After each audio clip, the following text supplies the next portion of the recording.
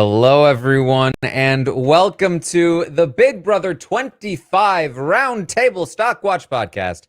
I'm your host, Taran Armstrong, and we are here this week to recap everything that has been going on the Big Brother 25 live feeds this week on the feeds. This was whatever's happening this season on the feeds, in the game.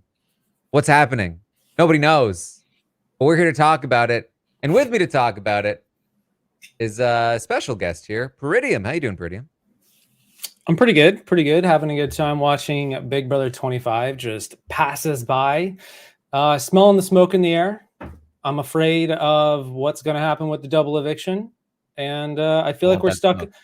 Yeah, all that smoke. I don't want to get too much of it. And yeah, I'm just sort of looking at where I feel like we're stuck in a swirling vortex of the same conversations every day. all day, and it's just like the needle isn't being moved at all. So that's how I'm doing. I'm okay. Yeah. Well, also with us is Maggie. How you doing, Maggie? Hi. I'm here. I was so pumped up last week on the roundtable. I was so excited. I was like, I feel like this season is making a turn. And this week was lame. But we're here to chat about it. So I have a feeling this won't be as long as some of the other roundtables, just because it's more of the same, So yeah. We really are in cruise control here. I feel like we sort of saw this coming with this season. We talked about this with Sophie Clark over a month ago now, that there's like the Big Brother strategic game can sometimes be like I don't know, like a gelatin that it only loosely holds its shape, right? If you mess it up once, it's like, uh-oh, now it's a big mess, but it still might kind of hold its shape. But if you shake it up too many times, it just blobs all over the floor. And it can't, there's nothing left, and it just comes down to competitions. And then when it all comes down to competitions and the same person wins 5 of them in a row, you have Big Brother 25. And so that's kind of where we are this week. We're just kind of waiting. We're just kind of waiting, and the little bits of strategy here and there is sort of just like, well, who's gonna get 6th place and who's gonna get 5th place is kind of the biggest question, with the like very sort of like distant looming hope of like, also, what if somebody else wins a competition? Probably not. But maybe someday. We just have to wait for it to happen, though. Yeah. I mean, I feel like it's been a game of inches this whole week. Just listening to a conversation and then gauging what are they going to do with that information, and then it's like, oh, they're going to do the same thing they did yesterday and the day before, and it's got an interesting formation. You say like melting, like the game is sort of melted away. I mean, it does sort of come back to the fact that just we've got the comp beast who's now won 5 straight competitions. We got a loyal trio of the strongest comp players, I guess, arguably, maybe. I know I listened loyal.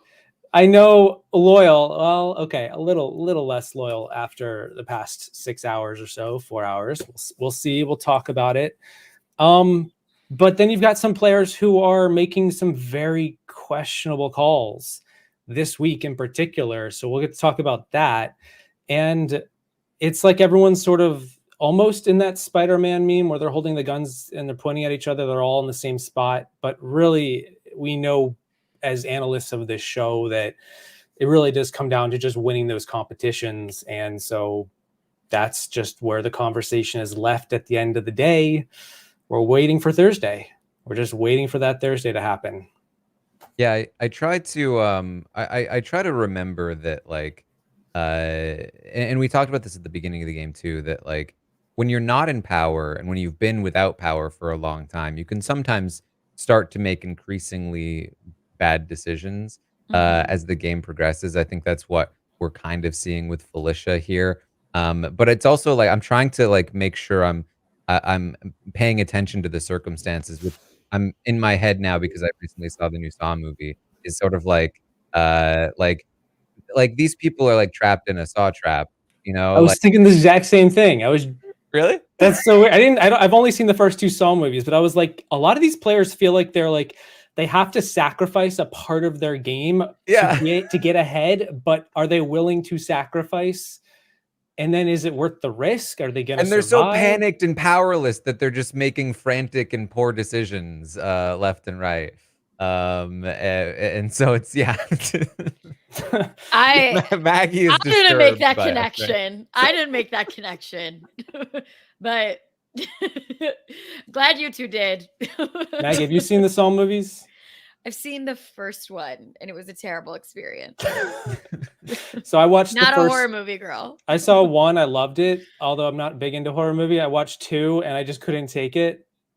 I'm just not big into the gore. Yeah, And, two is I've seen when they that start to turn up the clip. gore. That clip of the pit, which I'm not going to say out loud Mhm. on here. Yeah. Mhm. I know what But you're talking about. Yeah, it's horrifying. Yeah. That's Big Brother 25. No. I was gonna say, I'm not sure that I see the comparison, but what you guys are saying makes sense to me, I guess. For me, Yeah. for me, it was like looking at America's predicament and where she's sort of forced. This was earlier. I think I'm starting to see it happening to like all the players in a way, a little bit. But predominantly America, because she's kind of on an island where she has to navigate working with the people in power who have her life is in their hands this week, but she doesn't want to really work with them, so she has to like lie to them outright. But then she has to run to the other side, who are throwing her under the bus and don't want her to survive. But she kind of has to keep like their best for her game. But they're currently like trying to kill her, get her out of the game, basically. So she's in this weird bind of like multiple parties having multiple motives, and yet the worst alternative is better for her longevity. Or it's all over the place. There's a lot of different angles to it. Yeah. It's interesting, and I think that there's always the thing about Big Brothers. There's always something to sort of learn and glean from every season, and even when it's like boring in the moment, I think that after the fact, it'll be interesting to look back at what happens when you allow somebody to win back to back to maybe back HOHs and win this many competitions in a row, and just have this much of a stacked physical competition spread. And I call it a physical competition spread. People will nitpick about that, but at the end of the day, what I mean is a competition spread that heavily favors a very select few people in this house. And the power has been so severely consolidated that it's impacting the gameplay in a really significant way. And we've seen hints of this in the past. It's very reminiscent of season 21, of course. But even in that season, there was a little more sort of like individual ability to control your own destiny and sort of like play your own game. Whereas what we're starting to see now is like a dystopia where there's like one, maybe two freedom fighters who are barely even able to talk to each other for fear of retribution, and everyone else has sort of like had the tea, the Kool-Aid, where it's just like I guess I'm just gonna fight for the whatever scraps I get, and I'll just be an enforcer of the dystopian powers. It's a little Paul, like BB19, without the skill of turning people against each other. It's like people are now sort of playing for like third and fourth place because they feel like that's all that they can get. Yeah, well, what was interesting with Paul to me was that Paul managed to convince people that they were with them. That like, it was this trio here, this trio here, this trio here, and they were the enemies over there. And they always felt like they were running the game with Paul and that they had a real chance to win because they'd make it to the end with them. But this season is a lot more like, well, we'll at least make it to 4. Because we can't really touch Matt or Jag. And then we just have to hope that those mental comps that Corey kept talking about. Like, we'll get them. Which is, I think, again, like really reminiscent of Jackson and Holly, where Cliff and Nicole felt that way, and even I felt that way at the time because it was such a fresh thing that these endgame comps were so physical and winnable. But I was like, well, watch out because those mental comps, and then they never showed up, and that was when I really came to oh wow, oh hold on, there's been a shift. I didn't even recognize it because like when Tyler, Casey, and Angela were trading comps back and forth, it was 3 different people, and there were other physical competitors like Fessy was still there, and it didn't click for me that hold on, this is way different than it normally is. And since then, of course, it's only further and further gone in that direction.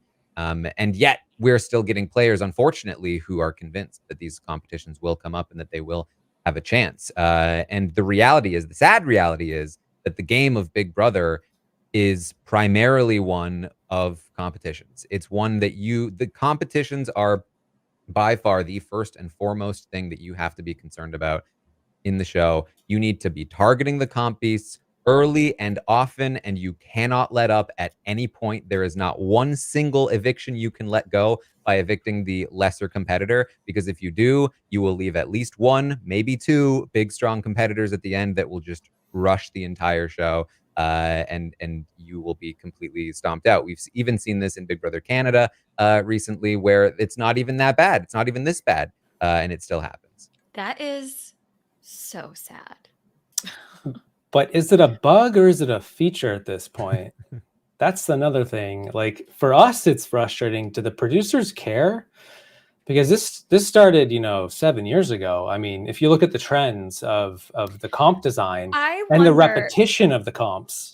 Peridiam, I wonder if the producers would have cared now, maybe a little bit more if like we weren't fresh off of like a Taylor win, and even the Xavier win was like such a historic win that it wasn't like this is a serious problem. Like I think that if we had gotten a Jackson win followed by a Cody win, followed by another like just comp beast working their way to the end in a way that, with Like Xavier.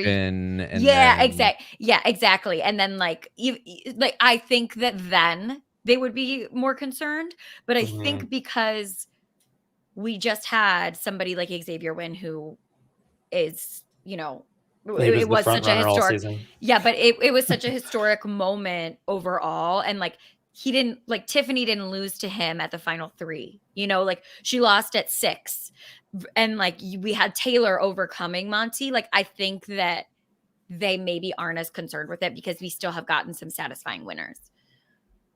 Yeah, I mean, it's again, I think part of the beauty of the show, and I think a further testament to Taylor's game that she managed to overcome this, and same goes for somebody like Kevin in Big Brother Canada, who like these people who were able to overcome this extremely steep hill of not really being able to win comps in the end game, especially in the end game, against these much more physical competitors.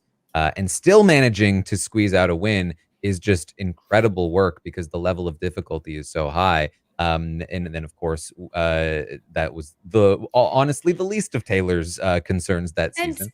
And the giant competitor last season, like obviously Monty was very capable, but like the giant competitor Michael left in a double eviction. He didn't make it all the way to the end. Like if Jag goes in the double eviction, I think that like the producers won't see an issue with this end layout, and especially if for whatever wild reason, if Jag goes in the double eviction and then like Siri sneaks out a win, no, of course they're not going to change anything about what's going on because they are like, see, it's still working. I think it'll take like a couple of rounds of like really unsatisfying winners in order for it to change, but maybe that's. I also don't know if the audience at large really cares, like the casuals loved Cameron crushing it. But that's like what I'm saying, that you have this comp beast, but since they're not making the entire end game incredibly boring, like the only person who did that was Jackson. Like Jackson is really the only person who was able to like full on, like he would have been going home, win out in my opinion.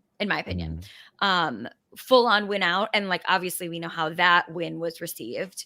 But we haven't really had that person like Xavier was able to win out final 6 on, but like the cookout was such a big part up to that point.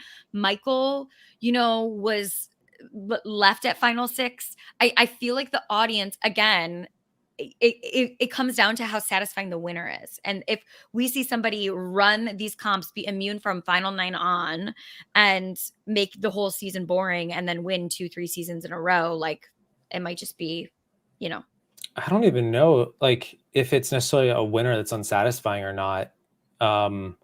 Because they've been reusing the same competitions for 20 years. I mean, OTEV was season 7. I said this years ago. I'm like, they just need to, I know it's a little extreme, but they need to scrap all of them. Just for an entertainment TV perspective, it's very easy for me to map out how this season is going to look. And if you have anyone who has and these are players who barely know the game that well, like they're at the final 7 and they're still getting the final 4, final 5 wrong, but they can predict a lot of the competitions. Now they're a little bit outdated, like that spelling comp isn't coming back. Slip and slide, I'm happy with it not showing up. I know we've heard that term a lot. Also, I have to just remind everybody that in Big Brother 11, at final 4 was when they played Slip and Slide for that HOH. There were 3 people playing Slip and Slide in that season. If I remember correctly. Wow. Yes, Kevin won. It was maybe final 5 or final 4. It was really, really close to the end. So they've done that before. Like we could still see it. We could still see it in a veto. Like I know everybody's so tired of hearing Slip and Slide, but like there is a precedent that they did it very, very late in the season. I'll just say, like, I don't think it's a hot take, but it feels like it. It's a terrible competition in my opinion, because it's just like there's one winner and they're usually determined within the first 30 seconds. Mm-hmm. It's very rare that the person in second overtakes the person in first. So it's one of those like Amazing Race tasks where it's like the first team to show up is the first team to finish, and that's just the order it goes in. There's no overlapping. You can't come from behind. You're either good at it and you win, or you're like second, or you're third, or you give up. That's not a great competition. I feel like it's kind of just like you just show up and you get you get the win if you want to win. Whereas there's a filthy casual. I love this Slip and Slide. I just despise it. I think it's a terrible. I think it makes for like boring competition. It's entertaining from a TV perspective, but I've seen it so many times and I've seen it play out so predictably on the feed so many times that I'm like, we can do something different. It's been 25 seasons. Could we not think of something else? And I agree. Like I said this years ago, I'm going to reiterate it when I talk about this season in a couple of weeks, but I said it during BB23. I was like, where did I say this? And I dug it up and I found it. Cause at this point, I'm just repeating myself every year because time is a flat circle. And we're just experiencing the same thing over and over and over again. But like, we're getting the same outcomes repeatedly, and it requires people messing up, like Monty choking and taking the wrong person to lose. But there's some social play in that for sure, and that's important, and that could happen this year for all it's worth. I mean, if you ask me the odds, I think there's a decent chance Jag does go in the double eviction at the moment. We'll see how it goes the next 3 days. But there's Big Brother is so much, the competitions are so much more important than on Survivor that I'm not that bothered by Survivor having the repetitious, because the power doesn't lie in immunity. In Big Brother, when you're going to narrow down the field to just 2 people every week, how that power is given, it can't just be in the same people's hands, especially for breaking the format and letting them compete back to back. That completely disrupts everything. I personally think that was an awful decision. I think it was bad on Big Brother Canada. I think it's bad here. Just because BB Can did it doesn't mean the precedent is a good thing. And, when we're watching the same thing every single season and we're watching the same outcome every single season, it does get a little old. And I stopped talking about it. I'm talking about it right now, but I usually don't talk about it because I've already said my piece on it. Like these competitions are old, they're dusty, they're musty, they're boring. They need to get out of here. We need new stuff. It's not that hard, but all they're doing is the lowest. The term that's been popping in my head is creatively bankrupt, because when the zombie week came up, I just was like, this is the epitome of all of my frustration with the amount of effort the producers clearly just, their creativity is not there. They clearly put in some time and effort into making a giant thing of Josh on the wall, or designing the OTEV giant sculpture on the Zingbot OTEV thing. Like that takes time and effort and creativity to put together, but like they're not doing anything. It's like if I just made 10 hack videos, and then I made 10 more hack videos, and then I just did that every week. You would expect the expected when the motto is totally the opposite, and it's been this way for years. It's a little bit boring at times. So yeah, to me, it's kind of like you know, for those getting like Peridiam makes these competition hack videos that people like Jag probably watch and then go on to ruin seasons. So thanks for that, Peridiam. But you're welcome. Look, hey, I'm doing my part. It was worth No. it. It was. I sold myself to the No, but Peridiam, no, you really, those videos I've given, I made a gigantic Big Brother. Google I Doc made like of 2 them. or 3. I made like 2 or 3 of them. And to be fair, Michael did cite them last year, so maybe there's something to it. I don't know. Yeah, I But made yeah. a Google Doc full of them and sent it to one of my friends who was applying for the show and was like, "You got to watch all these." So You do. know. I mean, Well, there's no more hacks. They're all Peridiam all videos done. are the equivalent of 3D printing things on Survivor. Yes. But I think my perspective on it is sort of like you're the guy that like basically like decides on the videos. It would be like if you had like an editor maybe that worked for you that like put a bunch of work into the edit of your videos, and you were just like, yeah, we're just doing another hack one here. Yep, and then another one, and then another one. And they're doing their best to like differentiate them and like throw in references to past hack videos, different clips, and exactly, and like different styles and looks for each one. But you just keep pumping out the same thing over and over because you're just like, yeah, I couldn't waste 30 seconds on this. There are times where I feel creatively bankrupt when I make a video topic, and I'm like, I could churn this out in like 2 days and be set. And it's just like, this is so easy. And I'm like, oh, but that's what would the Big Brother producers do? Don't do that. Do the opposite. Get creative, dig deep, go into the data, the stats, go deep into season 2, 3, 5, bring up old references, go back to the glory days. Or we'll just talk about clutch competition wins. Yeah, because I mean, I guarantee you there are people that work on this show that put a lot of effort into their job, and they build these great looking sets, and you know, they want to reference the history of the show, and they care about the fan base. I just don't think the people making the decisions, the people in charge, seem to have that same level of passion for it, given the kinds of decisions that they make. Which, like, yeah, I mean, I think the answer to the question that was posed, you know, like 15 minutes ago at this point, is that like, no, I don't think they care. I said this on the Q&A today that like, my assumption is, if the people who made this show ever did hear my criticisms of the show, their response to me would probably be, if it was off the record, dude, who cares? It's just a dumb reality show. I know. Like, stop putting so much thought into it. We care. We care. But like, that's genuinely what I think they probably feel. I feel like it shows through. Yeah, it does. The effort that they put into the thought process behind their show. And it's a shame because it's a show that is so well crafted in its conception. It's why it still lasts it's why you can go on autopilot and not have the show get canceled, because the conception of it, the conceit of it is so good. And it was so far ahead of its time when it came out, that it's been able to like last as long as it does. And it still doesn't feel that dated now over 20 years later. And so, and I don't think that's a testament to the people making the show. I think it's a testament to the conception, the concept of the show, and the format that they created. Not only, you know, when they created the show itself, but then the American version of it in season 2. And like almost everything they've done on top of that has been minor set dressings that have honestly at times made it worse. It's pretty wild how that transformation from season 1 to season 2 really just stuck out. Like that was huge. What happened? I would like that energy. I mean, to be fair, they were putting up numbers that were astronomical at that time, and that's so true. it was vital for them to actually care about their show. And there was new blood being brought in. You know, Arnold Shapiro comes in. He's got all these changes he wants to make, but you know, at this point, you know, the same people have been running the show for you know, over almost 20 years.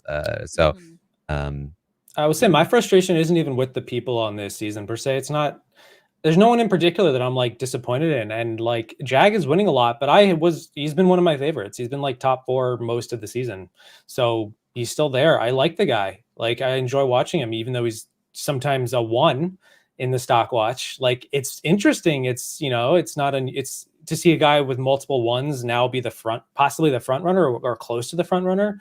I mean, with the way the endgame plans out. So there's no one in particular that I'm like annoyed at. It's not really like a personal thing against any of these people. I do think that the season is actually pretty interesting at times this week.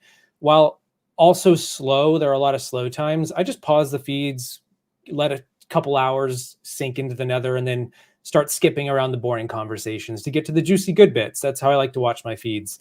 And there's been a lot of good, decent strategy conversations here and there. The dynamic is constantly shifting, and I don't fully know what could happen. It's not like it is absolutely 6 versus 1 or 5 versus 1. The problem just is that if people can't win a competition, and Yeah, that's why like we've been talking about this for 25 minutes. Like yes, there is intrigue in what other people would do, and there is a huge chance for a flip if it can actually happen from the competition outcome. And that's just the huge if that we're not going to know until Thursday. Like that's the problem with all of these plans that are being made. And that's why I'm feeling fatigue, at least. I don't know if that's why you're feeling fatigue, Taran.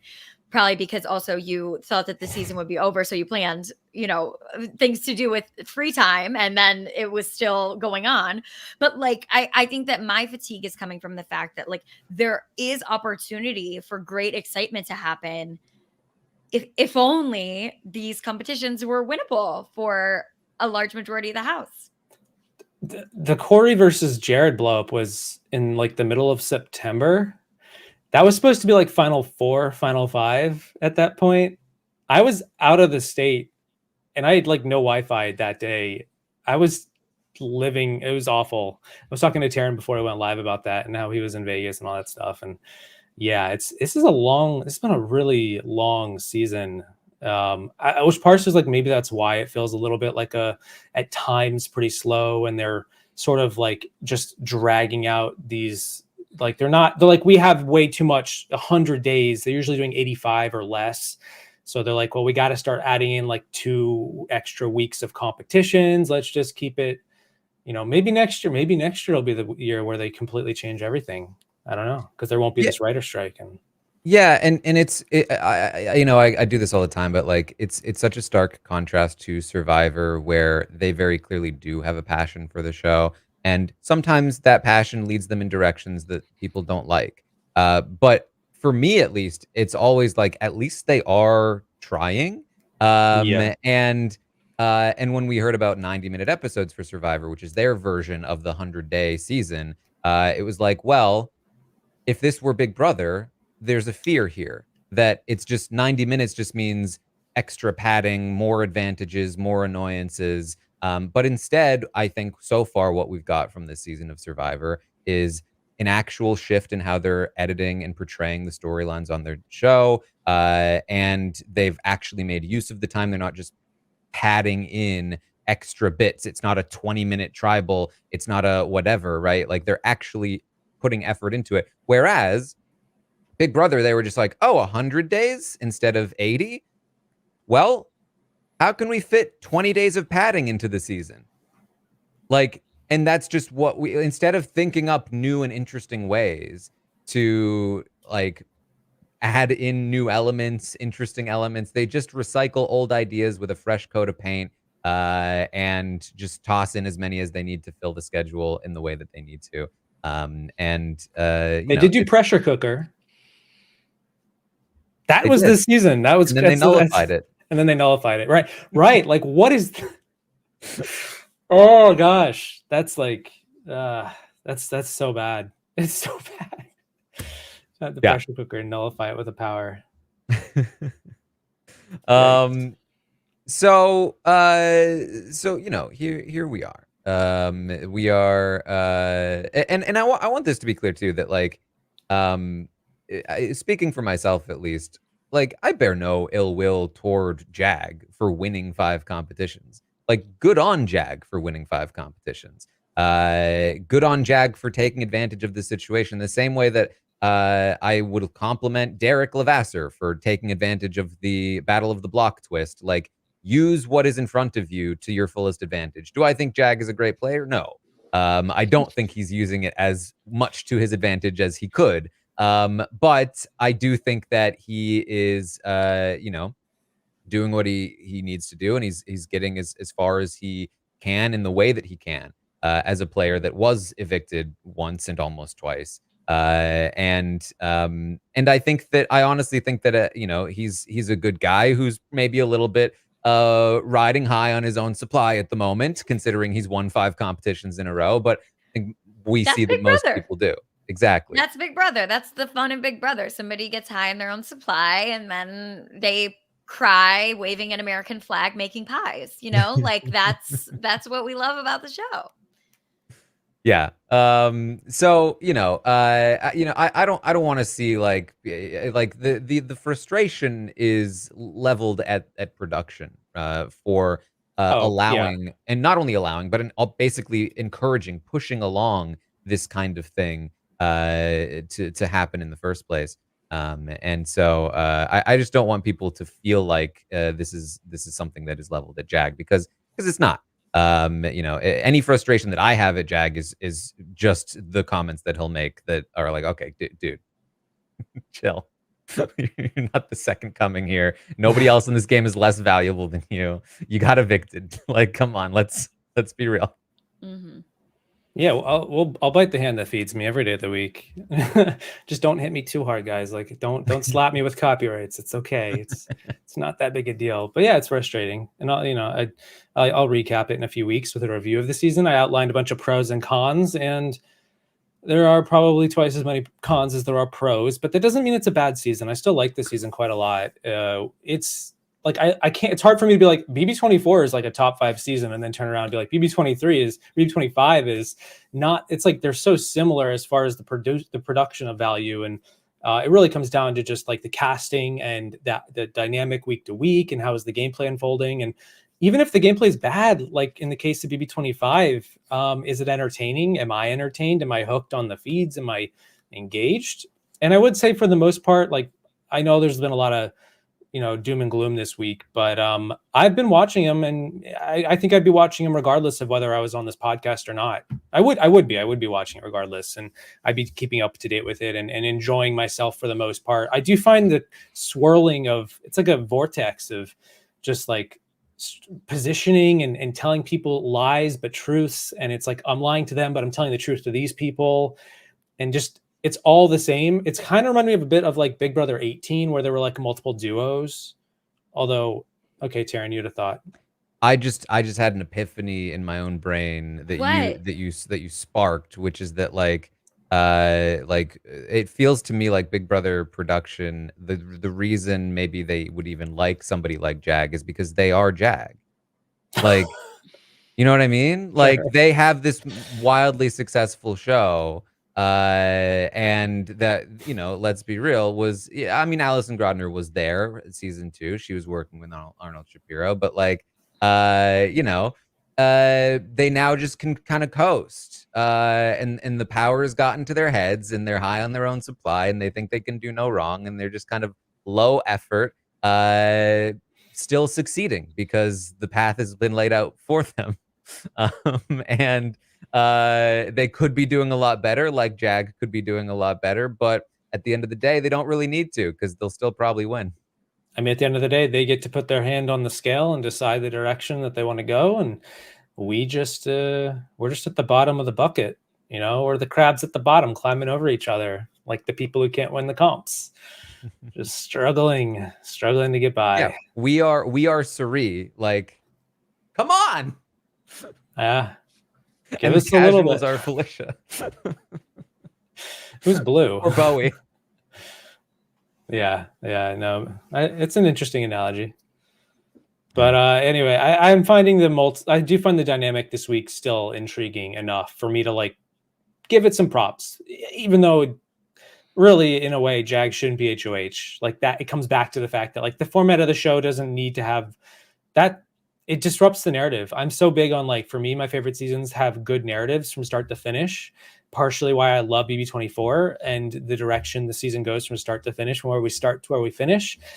And BB25, like allowing the same person to win HOH and then them doing it is just, it destroys it just goes against the format of the show and the spirit of the game. And I really just didn't, I know you guys have talked about this ad nauseum at this point, but that's this week. Yeah. Well, let's talk a little bit about the events of the week. Of course, there's not a lot to talk about, but Jag being the HOH, he's targeting Blue. Blue still doesn't know.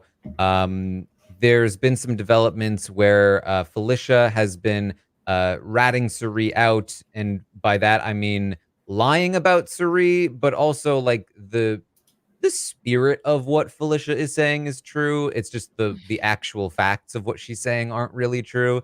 So it's this weird line between ratting her out and just completely lying about her, because she is completely lying about her, but at the same time, again, Siri isn't somebody that Matt or Jag should trust. So it's that weird line.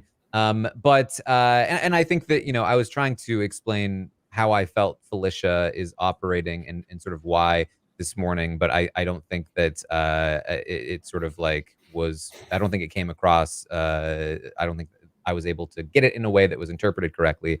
But basically what I'm saying is that I think Felicia is playing defensively rather than offensively. I don't think that Felicia sees the game the same way that we do, where we see it's Jag, Matt, and Bowie, and then they have Siri as their fourth and Felicia as one of their targets.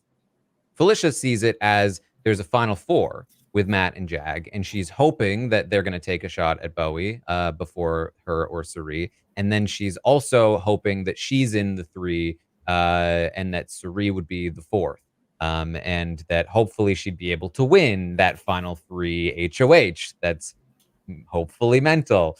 And so the first instance of this is that she thought that Siri had a conversation with Bowie, and she thought that she might have said something to Bowie. She's worried that Siri is going to outmaneuver her in the same way that she has before, and that Siri is going to disrupt her plans of getting to the final three, and she wants to prevent Siri from getting to the final three. She wants to be in that final three spot, and so she's playing defensively, trying to protect against an invisible sort of Siri attack, when in reality, of course, the situation is that Matt and Jag just never were actually aligned with her. They've always been with Bowie first and then Siri. And so I think that's where Felicia is coming from. She's just trying to prevent, put a blockade on, because she's seen Siri do this before. And as many people have pointed out to me, like, they have had a contentious relationship and continue to kind of have a contentious relationship. Let's not forget the fact that Siri is very correctly pointing out they're going to come to you and say Blue is the target. And at that point, I'm going to tell you to shut the up. And like, it's funny, but it's not, you know, it's not the patented Siri social game that you expect at all times. I think that the Siri-Felicia relationship has kind of ventured beyond that point. And so I think that's where Felicia is coming. That's what I was trying to say this morning. But it is sort of like the big story of the week, because let's face it, there's not a lot else that's happening. That is until earlier today, when we got a sort of a reminder, a resurgence of a storyline that we thought was happening for a while, but especially with this Felicia stuff, thought maybe had gone away, which is that Matt was talking to Siri, and Siri was campaigning for Blue to stay, which is supposed to be a red flag. But Matt told Siri that in his ideal world, he can't take the shot at Jag in the double eviction. That leaves him too vulnerable, too exposed. However, at the final four, in his ideal world, the shot would be taken at Jag. He'd win the HOH, he'd nominate Jag, and Siri would be able to vote Jag out. He would leave Siri off the block. He now, of course, this could be patented Matt gameplay, just trying to make Siri feel comfortable, and it still might be that. However, there are a couple of things that could lead you to this conclusion that he might actually be kind of truthful here, which is that, one, his relationship with Jag throughout the season has always been one that is up and down. He's hid things from Jag before. He was complicit in being willing to send Jag out in the past. And he's always kept his own sort of separate selfish desires from the partnership of him and Jag, whereas Jag has always been much more of a team player. In addition to that, the big thing that really soured him on Cameron, apart from Cameron's social game, was also Cameron kept winning. And he was like, we got to take this guy out. Jag has now kept winning, and Matt has expressed some frustration at the fact that Jag keeps beating him at things. And then number 3, probably the most important, he has a conversation with Jag immediately following this conversation with Siri, where he lies to Jag about Siri. Jag asked, was Siri campaigning for blue? He says no, when she very clearly was. Now that, maybe he was just focused on what he was saying, didn't really feel like she was campaigning, but also like it just feels like the typical what Matt has been doing, which is bending the truth a little bit to protect Siri. And then more importantly, again, does not seem to let Jag know that he's talked about cutting Jag, which is an extremely vital and damaging piece of information. If Matt doesn't trust Siri with that information, and he doesn't warn Jag about it, he's leaving himself incredibly exposed, which is not something that Matt usually does, especially for no reason. So there's a lot of reason to think that this is Matt's genuine plan. The big caveat to that is, does it actually matter? Because let's be real, Jag's winning that Final Four veto. Would Derek ever do this to Cody? How could he? Deception on Big Brother. Playing to win the game? How dare Matt? Yeah, no, I mean, agree. No, Matt knew what he was doing. Come on, give me a break. When you say that, Taran, you're giving Matt the same treatment that the other house guests give him, where they're like, well, maybe he just didn't know what he was saying. It's Matt. He's so sweet. To be clear, that's not what I'm saying. I know, but that's why when you were like, these are the indications, I was like, yes, like he is not like just not realizing that Siri was campaigning for blue. Give me a break. It's a very powerful move, especially if you're in Ceri's shoes, to hear this. Because I was like, is this like the first time? I'm like, I watch a lot of the feeds. I don't recall Matt and Jag ever really throwing each other under the bus this hard and talking about cutting each other in the future. I'm like, this is pretty big. And he's giving a lot of power to Siri all of a sudden, where she has some very juicy information. As Taran just said, like, she could do something with this if she wanted to do something and split them up a little bit. This is a truth. And the fact that we know it's not true, he talks to Jag right after, and he doesn't tell Jag, doesn't tell Bowie. Suddenly there's a little bit of deception happening in this loyal Comp Beast Final 3 alliance. I sort of feel like I think Matt's completely serious about this. And I said this last week when I was on here. I was like, I see a world where Matt cuts Jag 1000%, but like he should do it at the double eviction. I know he says that he thinks that it leaves him too exposed, but I actually don't. If you have somebody like Siri, who would definitely want to go to the end with Matt, doesn't see the danger of like, I don't think that with Jag gone, I don't think Siri's saying, okay, now girls, we all have to go after Matt next. I do not think that she's going to do that. And you have someone like Bowie who will still be aligned with him. I think that Matt is set up well enough that he just, when he gets the shot, he has to take it, because I know that he's like, well, yeah, I'll just win the Final Four HOH and then the Final Four veto. But like, dude, what has shown that you're capable of that, of beating him in those? You know what I mean? Like, let's look at some context clues here. That's my opinion, at least. I don't know. I guess I haven't gone through every single like scenario and moment for that, but I think that it would be great for Matt actually if Jag left at the double eviction. I think if I'm Matt and I'm very confident that I lose to Jag in the final 2, or that there's no way Jag will take me to the final 2, then yes, I have to take the shot at any opportunity that I have. But I'm not sure either of those things are true. I think that there's a good chance that Jag might take Matt to the final 2. I think there's a good chance that Jag loses to Matt in the final 2. I think that Matt has stronger relationships with a lot of people on the jury. I think that Blue will probably leave the game most annoyed at Jag. And she has always felt closer to Matt anyway, or at least not always, because she started closer to Jag, but she has for a long time felt closer to Matt than Jag. We know that Corey, who is somebody that I think, will have a lot of cases to make, will have a lot of influence over somebody like America's jury vote. He believes that Matt is the stronger player by a large margin. And he has a lot of evidence to feel that way, because Corey is somebody that remembers like doofus Jag from the start of the game, who he was trying to warn over and over and over as he just sat there waiting for his demise. And he also remembers from that time period, even all the way back then, that even though Matt was in a similar spot, Matt was in a completely different actual position in the game because everyone felt good about Matt, and that has continued throughout the entire game. And so he leaves the game feeling like Matt is the front runner. I think he will vote for, at this time at least. I mean, maybe that changes if Jag wins his 11th competition to get to the final two. But like, I think he will be campaigning for Matt on the jury. So if it's him and it's America and maybe Blue is in there, Felicia has always felt closer to Matt. Siri has always felt closer to Matt, although Siri is maybe the other end of that spectrum where she has also been impressed with Jag. I think she could be a Jag vote. But like, there's a lot of reason to feel like Matt could win over Jag in the final two, and a lot of reason to think that Jag feels confident enough that he would take Matt to the final two. So Jag is fully taking Matt to the final two, unless he's there with Siri and Siri can work her Siri magic. I think that there's no shot that if he's there with Bowie, Felicia, or America, I don't think there's any shot that he's not taking Matt. I do. There was that diary room where he said that the reason he wanted Bowie in their final three is because he saw Bowie as somebody that's easy to beat.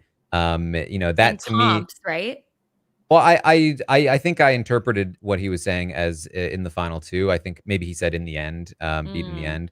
But that to me indicated that like it's not impossible in my eyes that Jag wins that final 3 HOH, takes a look around and realizes, wait a minute, is this Big Brother Canada too? Because maybe I should clinch the win here. So I don't think it's a guarantee, but I do think it's fairly likely still that it moves in that direction. Yeah, I also don't know if it's in Matt's best, like you guys were saying. I mean, he could leave himself exposed by getting rid of Jag. I do wonder if they get this far, Jag would probably be his stiffest competition to win the season in a final two, I think. I mean, I do think Matt's probably the front runner, but of the field left, I mean, Jag, if he's in that final three and Jag and Matt end up in the final two somehow, whether Jag takes him, Matt takes him, I think Jag will get a couple jury votes. And I think that might be, I don't know if that could be said for the rest of the field against Matt. So it's like, if he goes with Bowie, who will clearly ride or die to this final three at the moment, I mean, yeah, maybe that's a good final three because he's likely to be either of them in a final two. The most likely winner is going to be Jag in that final three HOH. He takes Matt, but maybe you take Jag out, but then do you lose Bowie? And then you've got this shifty, you're on quicksand. Is it going to envelop you? Are you going to actually get to the final four, final three, like what if something happens? I don't know. Yeah, we've talked a lot about how Matt is one of the better players in the house, and I do believe that's true. But he's still far from a perfect player. And I think one of his biggest flaws is that he's just not a super active player. He's a very reactive player. He's very good at that. He's very good at staying good with people, staying mobile, and being able to reposition himself into the spot that he needs to be in order to make it the furthest with the most amount of win equity possible. But he's also not really the player that I'm seeing like that's going to be able to like grab a group of people, take charge, and make a run to the end. He's the guy that's going to try and just maximize his odds of like, okay, well, if I take the shot at Jag here, then I might be in trouble moving forward. And the reason he'd be in trouble moving forward is because he's not really going to be proactive enough to be like, Siri, let's do this. Bowie, here's why we need to turn on Jag. Let's do this. Because if he has the support of both Siri and Bowie, and hell, maybe even somebody like America or Felicia, then there's a lot more equity in that move. But that's not really in his toolbox, it feels. In terms of his game. He's a bit more like there have been plenty of players who have been reactive players who have won this game who were active when they needed to be. Like this is Steve Moses, you know what I mean? Like the most reactive player who nobody thought was going to cut Vanessa at the end. Like, did you think, Taran, that Steve was going to cut her? Oh yeah, we knew he would. See, I was still in college during that time, so I was not following as closely to know. I was shocked. But like, I think that there are those types of players absolutely have a possibility of winning and making the move that they need to. The problem is that they have to be able to win those comps. And I just don't know if he is able to. Yeah. I just wonder if like Jag winning and likely setting the record doesn't lean in his favor. And I think there are some people who do give Jag a little bit of credit for what he's been able to accomplish. It is dubious with Matt. And I think Jag needs to wake up a little and realize if he's in that final 3 with Bowie and he wins that final 3 HOH, like, come on. But yeah, well, I guess here's the other part of it, though. If Jag is in the final 3 with Matt and Bowie, he wins that final 3 HOH, and he takes Matt over Bowie. I think I think that alone could be enough to tip the scales back into Matt's favor, even if Jag has won 11 competitions and Matt's won 1. I think that you'd go, how in the world did Matt get Jag to take him over Bowie Jane? Like, that's wild. Especially if you have Corey there who said everyone's felt good about Matt this entire season, and he managed to weasel his way to rat his way into the final 2, as he names all of his alliances rats. So yeah, I mean, I think that's a portion of it too, and I think that's also probably going to be in Jag's head. Like, do I really take Matt here over Bowie if that's an option? I mean, yeah, there are some cases though in the history of Big Brother where a player is taken who seemed to be the stronger player and still won in that final 2. You're looking at the jury. I would look at it and go, wow, that's really impressive that Matt didn't win and still got taken. But then it's like, well, they've been riding and dying for a long time. So people are kind of expecting Jag to do that. So they're like, yeah, shocker, he took the guy, but he's also got like 10, 11, 12 comp wins or whatever.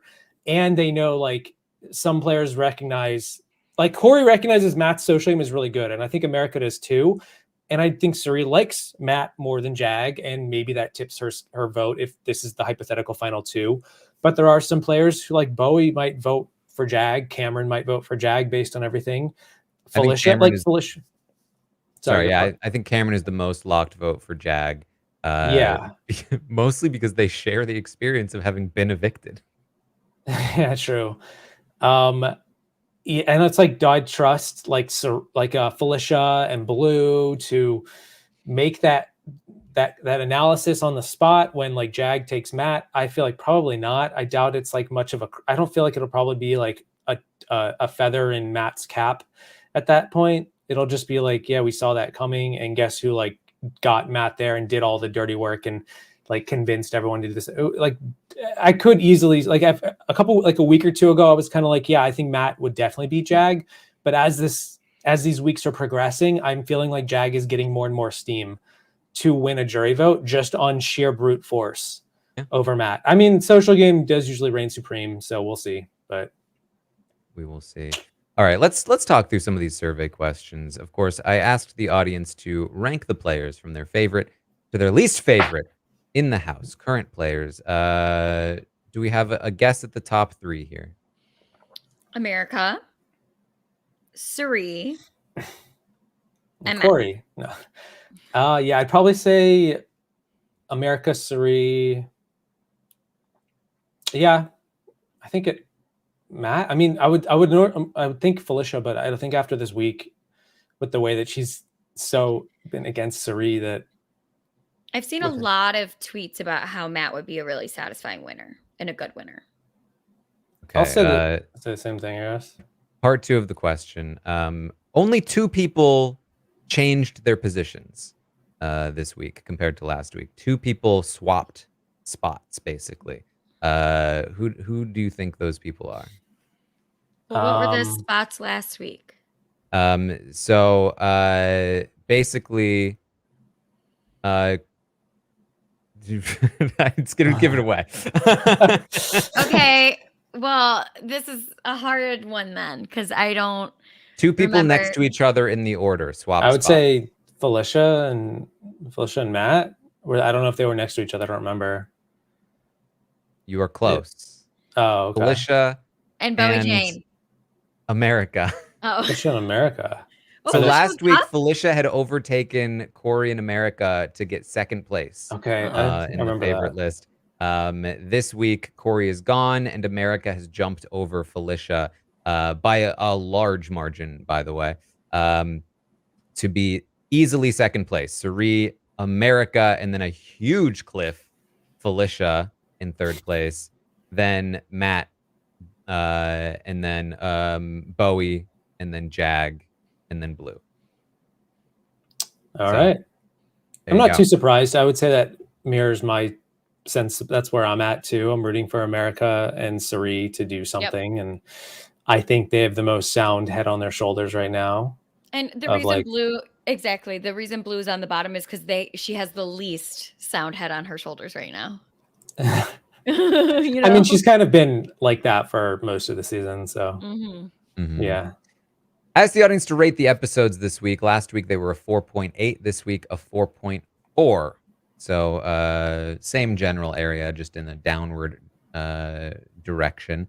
Asked the audience to rate the feeds this week. Last week it was a 5.8. This week a 4.5, which is, I think, close to the lowest that the season has gotten to. Probably Zombie Week is the only lower week for the season, but I'm not entirely sure what it was.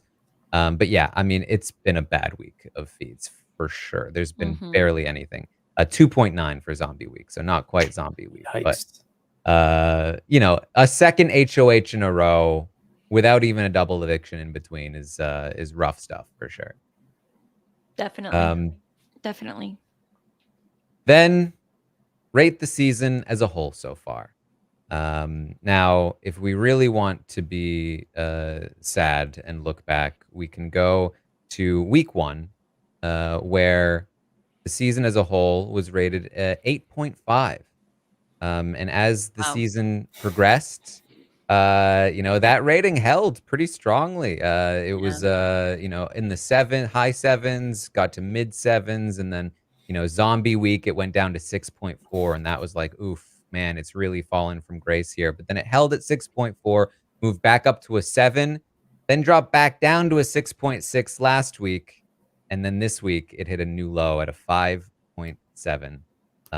It is approaching average season after such a strong start.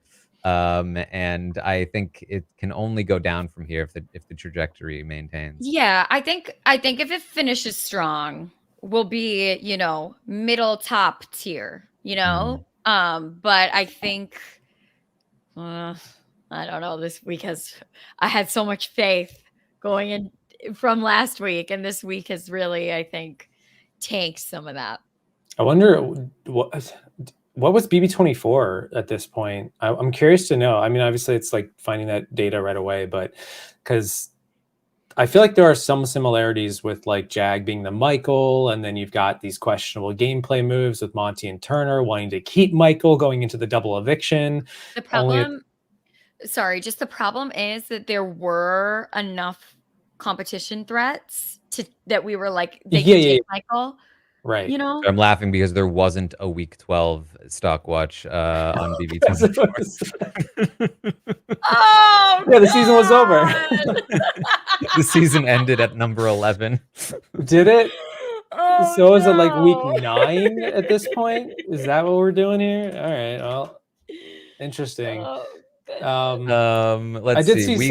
yeah. Week 9 was the final 7. It was week 9. Yeah. The season as a whole was given a 6.6. Oh, it was better. Higher. Okay. Slightly higher. And that was probably more than slightly. One of the less interesting weeks of BB24 with Michael taking out Terrence. So, okay. I just saw some parallels with last year to this year. At this point in the game, we're about to enter a double eviction. We're going to go from this final 7 to the final 5. We have a clear competition front runner, although I would say Michael had a higher chance to win the jury than Jag does at this point. But then again, he was also against 2 other players in Turner and Monty who could take him down versus this group of misfits who are on completely different pages. And we'll get into that with the ratings, but they're just so all over the place all of them, Siri and Felicia and America and Bowie. It's just like, oh heaven, geez, we're not. Michael was such a fun Big Brother player. I hope to see him back. Just remembering his little run. If Jag gets evicted in this double, which could very well happen, he better give us as good of an exit as Michael. That's all. We already saw him exit once. He gave us nothing. Yeah, that's true. You know, it's I actually completely forgot what I was going to say, actually. Understood. You're talking about this season? I don't know. Comparing it to last year. Yeah. Nope. Nope. I mean, I was just saying that like this, I wonder if we're going to see people waking up at the end of this week and realizing like Felicia's like, okay, I have to take a shot at Jag and Matt. If Siri and America are going to get on the same page, Siri's going to give up this campaign of saving Blue. It's not going to happen, at least not right now. Maybe if you shake up the game just hard enough that the snow globe breaks, maybe Blue somehow spills out into next week. But at the moment, anyway. This is what I was going to say, which is that like the frustration of this week is even higher, more intense, because we know the double eviction is coming. And on one hand, the fact that it's a double eviction is great because it means that the competitions are more likely to be equitable. It's ridiculous that we need to say that. But on the other hand, it's terrible because people can't make plans to target Matt and Jag when Jag has won 5 competitions in a row and both Matt and Bowie are competing in the next HOH. Like, you need time to win, shake off the like, wait a minute, they're not actually in power anymore, and then decide to make your move with people in your ear. Winning and then immediately having to do it, it's such a quick shift in perspective of like, these people have been running the game. I just won. I need to make nominations now. And then they're all competing next in a couple hours. It's going to be so much harder. And that's why you need to plan for these things, but you can't plan while they're still in power. They're in charge. I think that, I mean, I hope, I don't know, but I hope that whoever wins, if it is Felicia, America, or Siri, or even Matt, like Siri's in there being like, it's time, you know, because it really is in those quick moments. Like, if you get somebody in there who's like, you know what we got to do, like, this is the big thing that we've been dancing around. I think it'll all just depend on like, when whoever wins, we get that little clip of them walking into the room and their first conversation. Like, if their first conversation is with Siri and they're like, okay, I'm thinking Bowie Jane and Felicia, you know, it's like, oh, it's all over, you know, like, so I think that we'll just have to, I don't know. I think back to last season, and this is what reminded me of this. Monty and Turner, who planned to keep Michael for a while until Taylor got in there and essentially talked them out of it. And they had to, like, it took them time to, because they were under the same spell of just, Michael's just going to win everything. And they even said this, we might as well, it's better to join him than fight him, or whatever the phrase is. If you can't beat him, join him. And then they had to be reminded over a period of a couple of days that, like, hey, hello, if you win, he can't win because you've won. And then they were like, wait a minute, if we win, he can't win. And this is our idea. And so that's the concern, I think, for me, is that, like, it takes a little while to break that spell that winning competitions has over you. But we'll see. There's some subtleties to, like, winning the double eviction that could be, on one hand, there's a pro, you can get somebody out really quickly without having to worry about their social game getting in the way. And then there's the con, which is like, what are the odds Corey and America win both double eviction HOHs and have like 20 minutes to have power and nothing changes, and America is out at final 5 because nobody looks at her and it's like, she hasn't had a whole week or 2 whole weeks to get involved with everyone and get them comfortable with her being their ally, being in power, dictating the flow of the game. But having 20 minutes to do it, it's like, cool, you did our dirty work, you're out. That's the breaks. That's Big Brother. You know, like, I don't know. Sure. I feel like if she wins that double eviction HOH and gets out Jag, like, and they do go after her the following week, that's what happens when you win and get out the biggest competition threat. You know what I mean? And especially when you don't have a week to do damage control and prep for the following next week. That's why it's so dangerous to make that move so quickly without prepping. But that's the beauty of the double. I don't know. It's also the ugliness of the invisible HOH giving you 2 weeks of power in the HOH. You know, anyway. I was just thinking about that. So sorry. Yeah, I asked the audience to rate Jag's HOH train. Last week it was a 3.7. This week a 3.8. Oh, he's getting better. All right. Slightly better. All right. I mean, that's ridiculous. It was so much better. Come on. It really has been. I mean, like, that's absurd. As somebody who came in here last week and gave Jag a 3 and was like, that was abysmal. This was good. This is like 6. Come on. Just because you're annoyed compared to last week? Come on, guys. This is why I wanted to reiterate that, like, let's not hate the player. Let's hate the game in terms of, like, production putting this path in front of Jag. Which, again, isn't to say that I think he's playing particularly well. But you know, I don't also need to, like, severely underrate him either. This week he didn't make 7 unforced errors. Come on. Right. He only made like 3. Exactly. So last week I asked you to rate the invisible HOH twist because we got some more results from it. I asked you to rate it again. Last week it was a 2.2. This week a 1.5. Which is the same rating the zombie twist got. Yep. So they have both tied for the lowest rated twist to ever grace the Stockwatch. Oh man, I mean the zombie twist was awful for feeds, but just looking at the episodes, it's only 2 episodes in the scheme of a 100-day season, so it's like it doesn't really affect it terribly, but it also doesn't. I mean, they're both bad. I think the zombie week twist was significantly worse because there was no Big Brother. Yeah, for the most part. But we got to get Cameron and Jared back in the house for a week. Oh, now that you remind me. That's not worth $1.5. All right. I asked the audience, is Jag making the right decision with his veto? 69% of the audience said yes. Nice. I'm not entirely sure what they would have preferred. I guess maybe he shouldn't have won it in the first place because he really didn't need to, but maybe he also does need to win it at this point. Who knows? Who do you want to be evicted this week, Blue or America? 88% of the audience says Blue. Who do you want to see win the next HOH? 68% of the audience says America. I don't think she's lost this poll ever. So do you think that they're going to tell Blue beforehand? It's already been spelled out there. Yeah. I would love it for us. I would love it.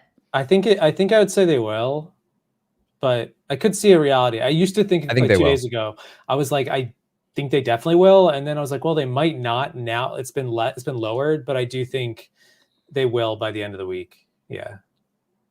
Yeah. So the first 2 weeks, Izzy won the Who Do You Want to See Win HOH next week. Week 3, America won and never stopped winning. Or not winning. Exactly. Because she wouldn't have been on the poll if she had won once. Yeah. So let's start rating these players. There's only 7 of them to rate, but this is of course the portion of the podcast where we rate them from 1 to 10 based on how well we think they are doing in the game, with a variety of criteria that is entirely up to us. So let's run it through here. We will start with America, who is currently on the block, not super likely to go home. Not impossible that she does. She is saying some dangerous things to some dangerous people, primarily letting Felicia know that she wants to go after, Jag, essentially. And that information could theoretically harm her, but not super likely, because even if Jag did find out this information, I don't think he cares. I think he cares mostly just that Blue is better at comms in his mind. And so he still wants Blue out. So America is pretty likely to stay. However, she is still a pretty big target in the double eviction. If Matt were to win, I think he would be trying to target America. If Bowie were to win, I think she probably targets America or Felicia. They vote out America. Honestly, if Felicia wins the HOH, who knows? We might see America evicted. No, dark timeline, Taran. Darkest timeline. Don't. Oh my God.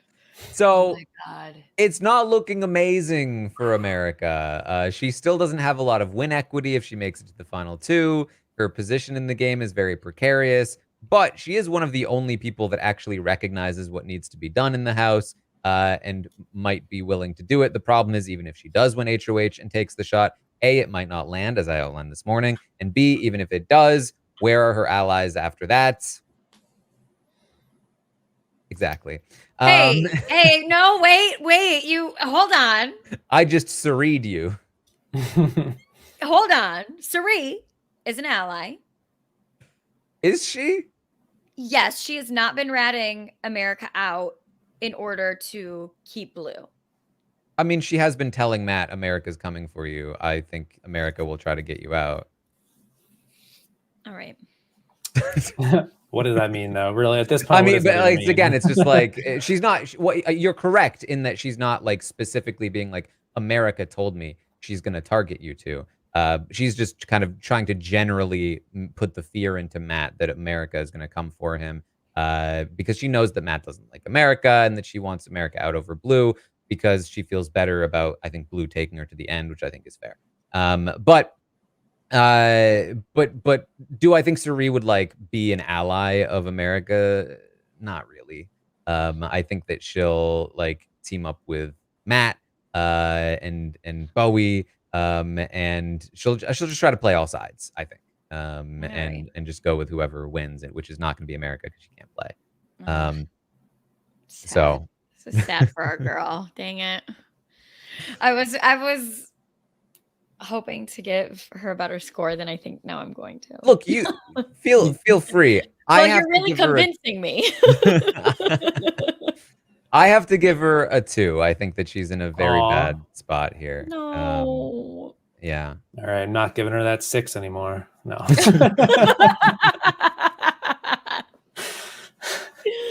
Wait, Maggie, what were you going to give her now? I'm curious to know. Were you serious? No, I'm not giving her. No. I was never going that high. That's crazy. Like she's most likely to get. No, to you know what? I think her position is a 2, but I do think I want to give her some credit for because I forgot about this because I you know it's Jag, but like she's managed to convince Jag that she's not coming for him. I know, it was like 30 which is minutes pretty ago. well. I'll give her a 3. Okay, I think she's put in some good work this week, but it's a very bad spot she's in. Yeah, it's pretty bad. I'll tell you what I don't want to skip you, Peridiam. You give yours and then I'll tell you. I want to know what you say. I do have my Well, number. I'm going to stick by my number. I really want to give her. I wanted to give her a 5, but I was never going to do that. I was going to probably do a 4. We could just both give her a 5 and see what happens. No. I don't think we should do that. I want my credibility to stay intact. Okay. I was going to probably land at a 4 pre-Taran really convincing me. But why don't you go? Look at them both trying to play the game. Peridiam trying to make alliances. Maggie trying to throw me under the bus like she's Felicia and I'm Siri. Taran, you keep talking like that, you're going to start smelling the smoke. Oh my gosh. You guys don't want this smoke. If Taran and I ever played a Big Brother game together, we would be the best of allies until Final 7, and then it would be a bloodbath. Oh no!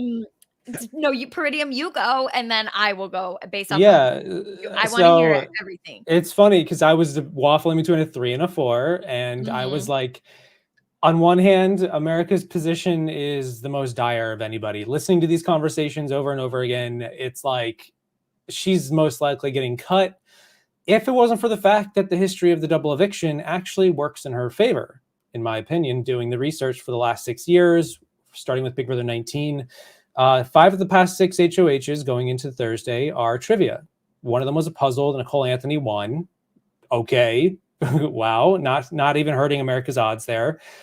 And she's up against Bowie Jane and Matt, who haven't really been the biggest trivia competitors. I mean, I guess Bowie did win that one, but I mean, I'm just like the comp is equitable. America could win it. I think there's a decent chance she or Siri could win it, and I don't think Siri is going to fall for not nominating the guys. And I think Felicia, give us 3 days. I mean, actually, that's not fair because give Felicia 3 days and it could completely unravel and have her do the exact opposite. But I would like to think that come Thursday, she will realize I do need to get out. Like, getting out of America is such a bad move, such a waste, given the dynamic and the win equity for these players. It's just an awful decision. So I would like to think that there's at least a 3-2 odds.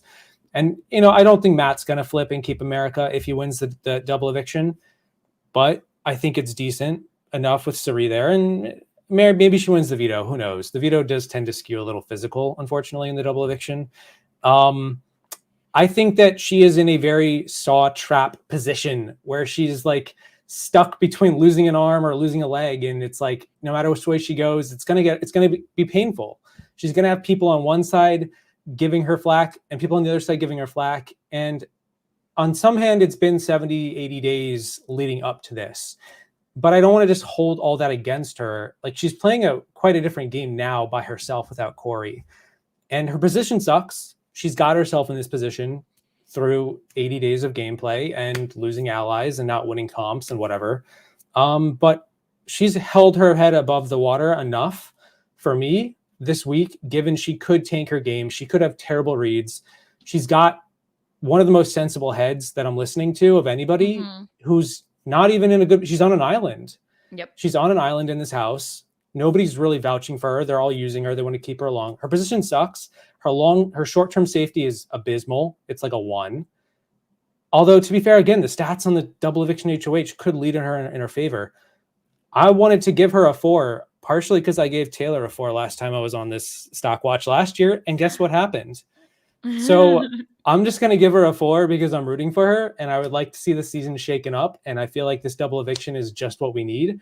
And the stats don't lie. She's got 5 trivia comps in the last 6. And I think she could win one. So I'm going to give her a 4. All right. She's been sound enough in her judgment all week, enough compared to the rest of this cast, that for me, it feels like a 4. It's good enough. Ooh.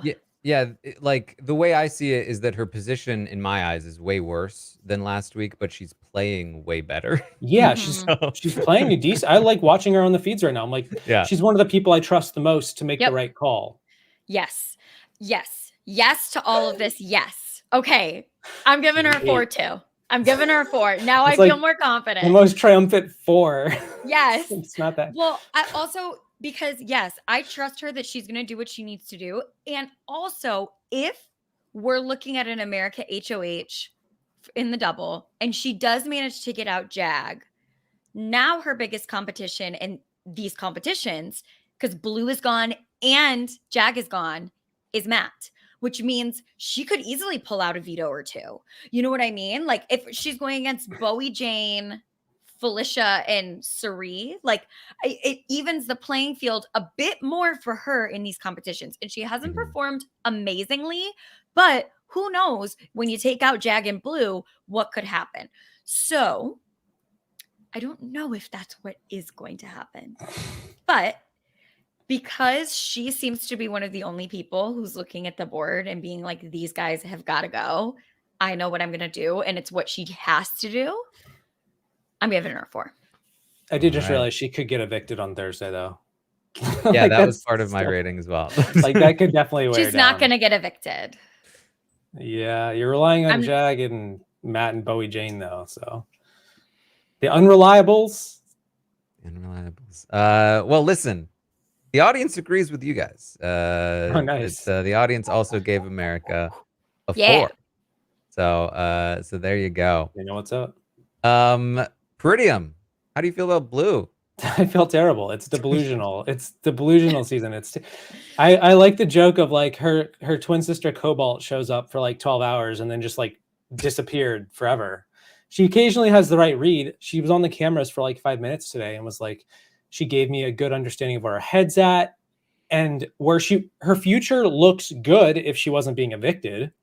Like her reads on like, I'm going to put these people up and work with these people, and this is my end game. And I'm like, that's what you should be saying. Unfortunately, you're missing the forest for the trees, or the trees for the forest in this case, where she sees the big picture, but she's missing like the tiny details making it up. And that she doesn't have Jag, she doesn't have Matt, and she doesn't have Bowie Jane. And listening to her repeat her analysis of these conversations to Siri, and like her honest takes on how she's having, like she talked with Bowie Jane earlier today, and it was like an awful conversation in my opinion.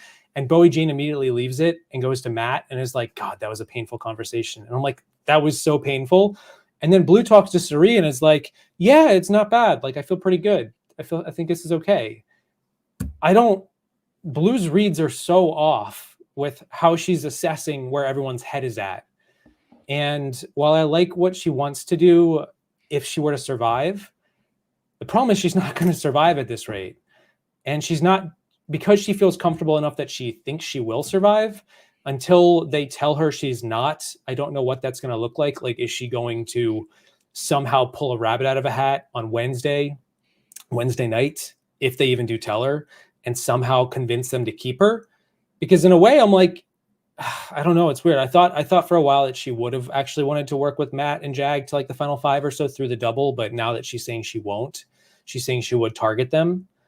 I'm like, yeah, maybe it's the right move for them. So until she wakes up and smells the coffee or the smoke, she's not going to have a good read on the situation at all. And she continuously, in the face of some of the most obvious gameplay that tells you you're in trouble, whether it's Sari Fields telling you you're in trouble, whether it's Jag telling you you were my target, but Corey in America convinced me otherwise. Corey's gone. What's that excuse now? Oh, you're the veto person. We need somebody to sit as a pawn and just win the veto. And then Jag's like, but I have a strategy. Like, we're not going to let you win the competition. We're going to find a strategy to guarantee you lose the competition, Blue, because you're safe. And it's just like, do the math. Like, it's adding up to a 4-0 vote in a season with the least amount of dissenting votes ever. By the way, I just took that stat out there. That's a stat I measured a couple days ago. BB25 has the least amount of dissenting votes in the history of Big Brother. Only 3 votes, right? And it's 2. I think there's 4. I think there's Bowie. 4 total votes, but 3.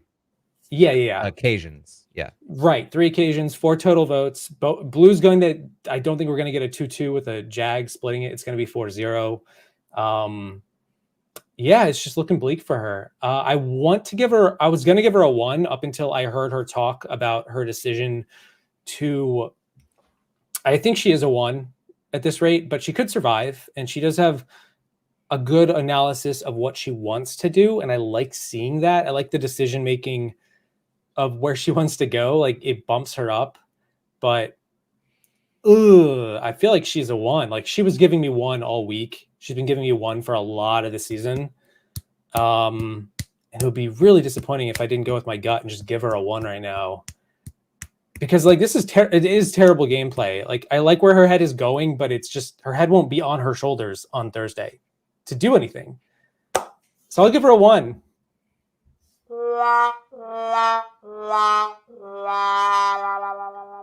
Maggie. Yeah, kitty purr. Cats have 9 lives, and Blue is down to the last 1. Giving her a 1. I mean, what else is there to say? All of the signs are there. The reason that she's delusional is because of how petty she is.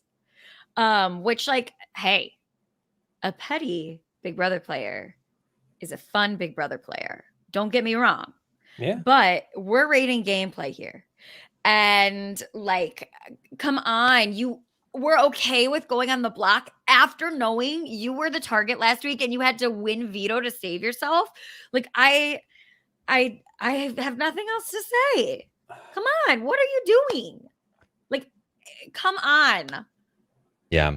The audience, they did come a little close, but ultimately gave blue a 2.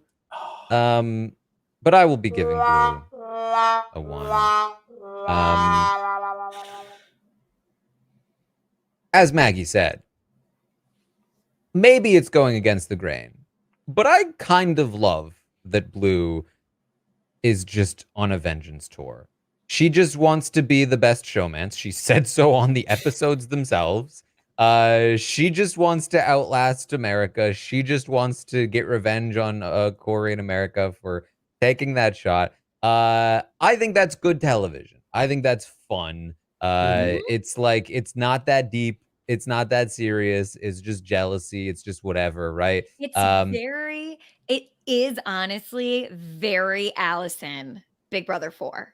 Like, a lot of the decision making is just coming down to like, I don't like her and she's hooking up with my ex. Like, that, this is Allison I'm talking about. Like, I don't like her and she's hooking up with my ex-boyfriend and I want her out of here right now. You know what I mean? And like, it carried Allison to the end because she was playing with sorry, it's Taran, finish your thought. I'm sorry, I'm totally taking over. Kitty kitty fur. Boots down. Yeah, I mean, at the end of the day, she still doesn't realize she's the target when it's the most obvious thing in the world. And the most damning thing, the thing that has to be a 1 for me is that if she had won this HOH, she would be doing the same thing. Maybe even down to trying to nominate herself as a pawn. Like she would be taking America out. She said as much the morning of the HOH. And leaving herself vulnerable to exactly this the very following week, or as we know, double eviction. So yeah, it's she can say what she wants about what she might do next week, but the fact of the matter is, as Peridiam said, she likely won't be there to do it anyway. Maggie, how do you feel about Bowie?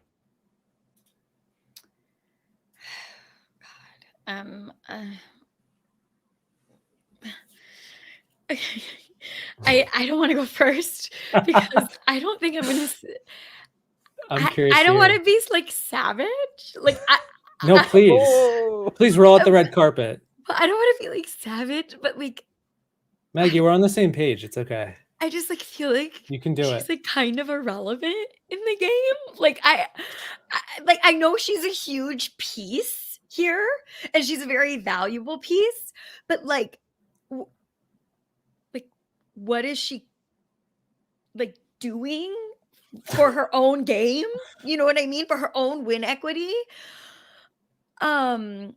She was last week was much better for her. She was like really, really locked in for this final 3 with Matt and Jag. I do feel like that's waffling more now. It really feels like she's playing for 3rd or at best 2nd. I mean, okay, if I give America 4, this is the problem. Bowie's long-term positioning is better than America's, definitely. But America is more playing to win, in my opinion. She has the right game sense. I also do think that Bowie is genuinely in danger if Jag wins a double eviction veto and she goes up next to Matt. Siri is absolutely pushing for Matt to stay. And I think she gets Felicia on her side and Bowie leaves. She might not even need Siri. It might just be Felicia wanting Bowie out. Yeah. Yeah. I'm giving her 3. I'm sorry. I love that. I'm sorry. Is that, I don't know. We'll just have to wait and see, Maggie. Just have to see if we agree with you. How much do we disagree with you? I'm giving her a 7. No. You guys, well, the audience, it's stressful to go first. The audience gave Bowie an 8. No. I was about to make a joke. I was like, no way. No, it was a 4. Okay. A 4. The audience gave Bowie a 4. I went first and almost gave Blue a 2. So yeah, I feel you. But the real question is, I guess, what do I think? Is that the real question, Taran? That is the real question, Maggie. We're all waiting with bated breath. Am I about to give Bowie a wildly different score than you? Is that what you think that I'm stressed about? No, I'm just trying to set up that I also gave her a 3. Okay. Here's why. I mean, I think that Bowie, I think that she played well last week. I think that she's played pretty well the last couple of weeks. I've given her 6s the last 2 weeks. And the reason why is because she won an HOH. She made a big move, and she also displayed an independence that was very important for her game. However, after the Stockwatch podcast last week, she was the center of a plot by Corey. And her response to that plot has, in my opinion, completely tanked her game. The fact that she responded in a way that was like, I am distressed at the thought that Matt or Jag might betray me, but I still have full faith in them. They will not do that. I am essentially exposing that she's playing the game for them, going up to Corey and saying, listen, your campaign to stay, too much. You need to stop. I can't handle it. It's very bad. And any shot that she could have garnered a reputation as an alternative to Matt or Jag has basically plummeted off the face of the earth. Now, her position is still very good in the sense that she's very likely to get to the final 3.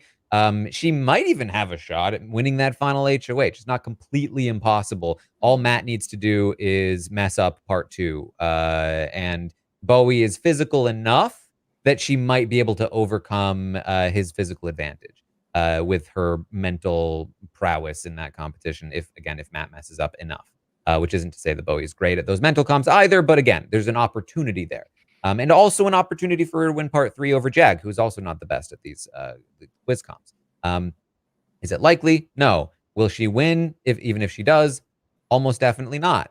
But the fact that she's there and it's still 18 days away means that there's still the smallest chance that something could change. People could get more bitter at Jag. People could get more bitter at Matt. That one of them could get a shot taken at them, and she could end up in the finals with Felicia or with America, and who knows what happens at that point. So almost the opposite of America. She's been playing horribly, but her position is actually pretty decent still in terms of getting to the end. It's just winning that she still has a problem with. But the problem is America also has that same problem. So they end up kind of balancing out for me. Yeah, it's funny to hear Maggie lament like the 3 would be brutal and cruel and but like I was ready to come up here and just, regardless of how well, I was like, is Taran gonna, because there was 1 week where I got blindsided by Taran's score on somebody. I don't remember who it was. Might have been like a week or 2 ago. It wasn't last week, so maybe it was 2 weeks ago. I was just like, really? I wish I had a microphone right now. Taran's Jag score last week. Was it the 6 on Jag? Oh, maybe it was that. I don't know. Okay. He gave him a 6. All right, let's talk about that first. Well, see, this is what happened the last time Maggie started with a 3. But I was not stressed though. I felt very confident in that one. Yeah, I did like your energy, Maggie, with the 3 there last week. I felt heard. I felt heard a lot.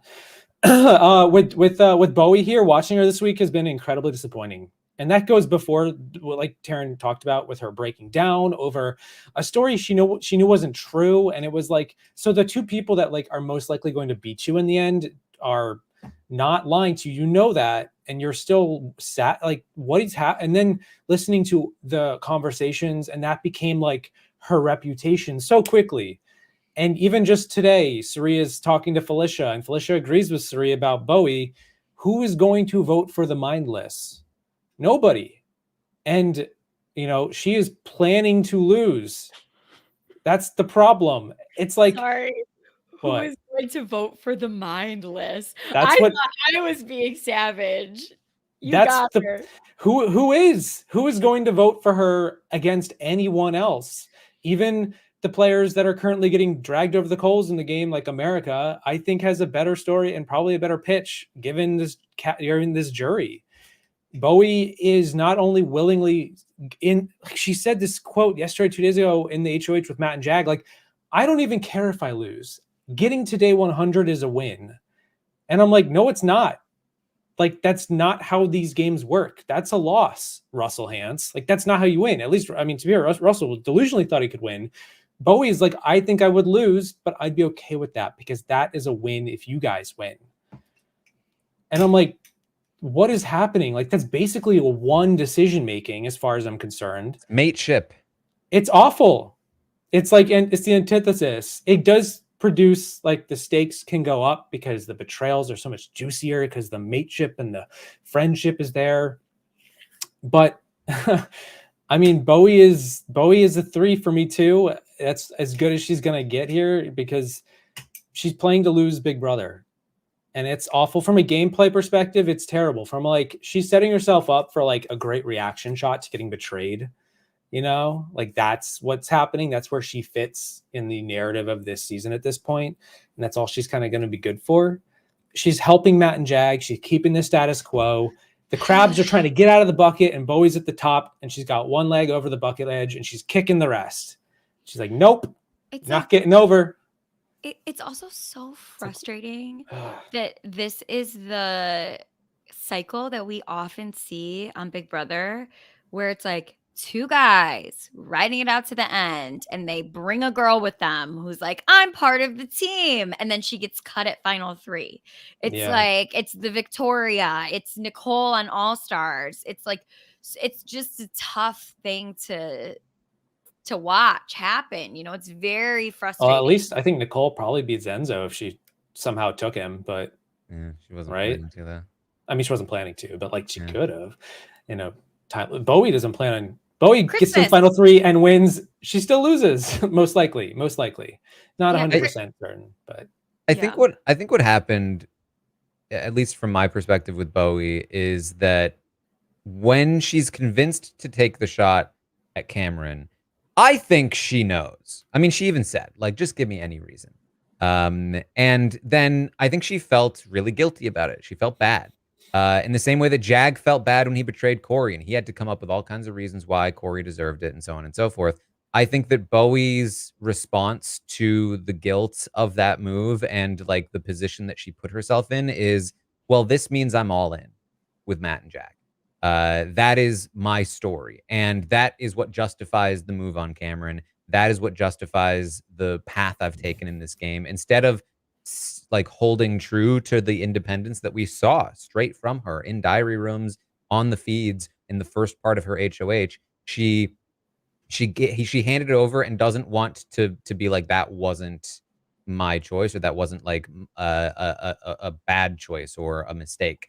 It was part of an overarching plan that I've decided I am a team player. That is a core piece of my identity.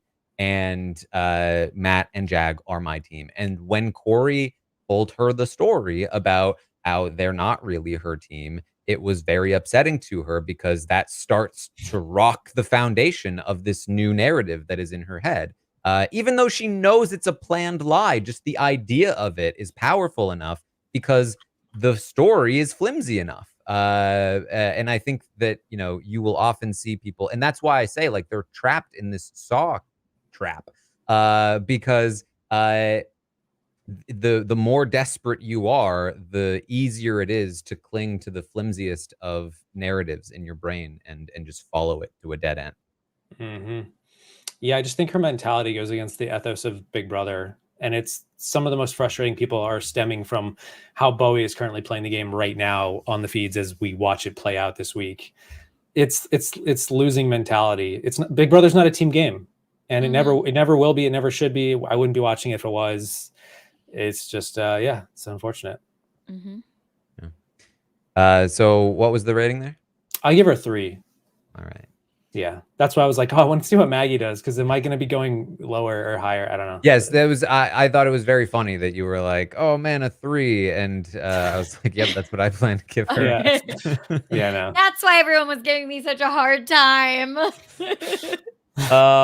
Let's talk about Siri. Last week, she got an 8, and she had done some great work last week. She was still in a decent spot. However, this week is a little different. Last week, the audience gave her a 7. This week, a 6. 6 for Siri. And I have to say, I was definitely, I mean, before the conversation with Matt earlier today, I was definitely planning to go decently low here for Suri for a few reasons. One, Felicia turning on her is terrible. It's terrible for multiple reasons. One, it diminishes her position with Matt and Jag to some degree, where they might have taken her to Final 3. Now they're a lot more likely to take Bowie to Final 3. And again, let's be real, the chances of her winning the Final 4, HOH or Veto at this point, are pretty low, considering what they've been over the last few years. So she's probably going to be vulnerable. And if everyone's willing to take the shot at her, or maybe even just Matt or Jag, or sorry, even just Bowie or Jag are willing to take the shot at her, that's a little risky. So that's not good. Almost more importantly, it also means that her best case scenario of getting to the Final 3 with Felicia so that she has a good chance to win or maybe get taken by Felicia is definitely out at this point. There's no way Felicia's taking Suri to the Final 2. Suri's almost the least likely person that Felicia will take the Final 2, it seems. And that's bad. That's not good for Suri. She's also losing Blue this week, who is the person maybe most likely to take her to the Final 2, and somebody that she could soundly beat. Huge loss for Suri's game that this HOH goes to Jag and that she wasn't able to win it, and that Blue is leaving this week. I said on Thursday that basically the fate of Suri in this game rests in this HOH result, and Jag winning was not the one. So that's not good. And honestly, I will fault Suri to some degree for this relationship with Felicia. It's one of the holdovers from early in the season that she never managed to fully recover. And, you know, for as much as she tries, as I said, the patented Suri social game isn't always there with Felicia. Felicia really knows how to get under Suri's skin. And I don't think that helps the situation in any meaningful way. I also think that the Suri social game with Felicia just is one of those things where if Suri had a beach she could walk down, it would be there. But it's because it's constantly 24/7 they're together. You know what I mean? I think that it's specific to the Big Brother house. Yeah. So with all of that in mind, like, where does that leave Suri? Well, I was thinking probably something like a 5, given how far she's fallen this week. The conversation with Matt, though, breathes some new life into this, in the sense for me that Matt is unlikely to take the shot, unlikely to and likely to sort of push for her to stay, even if she's on the block. And Matt will likely either be in power or a key vote. And Bowie also seems to be more with Matt than with Jag on this Suri issue. So that's good for Suri to get to 4. If Matt really is willing to take a shot, and he's willing to tell Suri, but not Bowie, that's pretty big. That means that Matt likely does want to see Suri in his Final 3, and that maybe he does, even if he doesn't manage to take the shot at 4, would want to take Suri to the Final 2. Over Jag, which is great for Suri. Unfortunately, there's 2 problems with that. 1, Matt could still be lying. And 2, he still has to beat Jag in order to make it happen. So with those things in mind, I still think, I mean, for me, it's very clear. Matt and Jag are the front runners. One of them is winning the game. Unless Suri somehow manages to squeeze in, she's the only other person that can win the game right now. And for that reason, I think I will. It's close to a 5, but I think I'll take the 6. I think I'll take the 6. Because I think Peridiam, you're right, in the sense that, like, this double still has some good outcomes for her. And if Jag leaves, that really opens the game up. Do I think it's super likely to happen? No, but it's just enough with the Matt information to tip me over into a 6. Yeah, I was high on Suri for a little while, but going into this week, I thought there's no way she's at an 8 or a 7. And I was waffling between a 5 and a 6, and I was just like, let's see how this goes. Some of her decision making this week has left me scratching my head, like her desire to constantly try to save Blue. It's just going out on a limb that's not needed. I almost feel like she needs to get off that boat and just get on the America's here. Let's see what we can do with this. She acknowledges that America, she thinks, isn't really much. She's more of a jury goat than a threat to win. But she wants to get rid of America. I guess this is like the Courtney or something at this point of Survivor Exile Island. Yeah, and she's worried that there's all these goats amassing, and she's gonna lose her. She's gonna lose her spot going into the final four. I think it's that plus she knows Blue will take her and America won't, or is less likely to, at least. She is, and that's true. And that's like I don't know that that's true though. I think America's a little more aware of like Ciri's social. America's been warned by Corey about Siri, and she might forget, but like Blue is Ciri's daughter. But I also wonder, like if we're in like a final three, where who's the third person in that wild outcome with America and Siri? Yeah, like I think America takes Siri over Matt or Jag if she has the option, but over Bowie or Felicia, probably not. No. Yeah. But yet that's also a more realistic that's like a better outcome in a way. I mean, she's got to hope that Matt is willing to actually pull the trigger against Jag coming this Thursday or the week after. At some point, it's got to happen. There's only 2 weeks left. And if she doesn't, she's going to find herself cornered.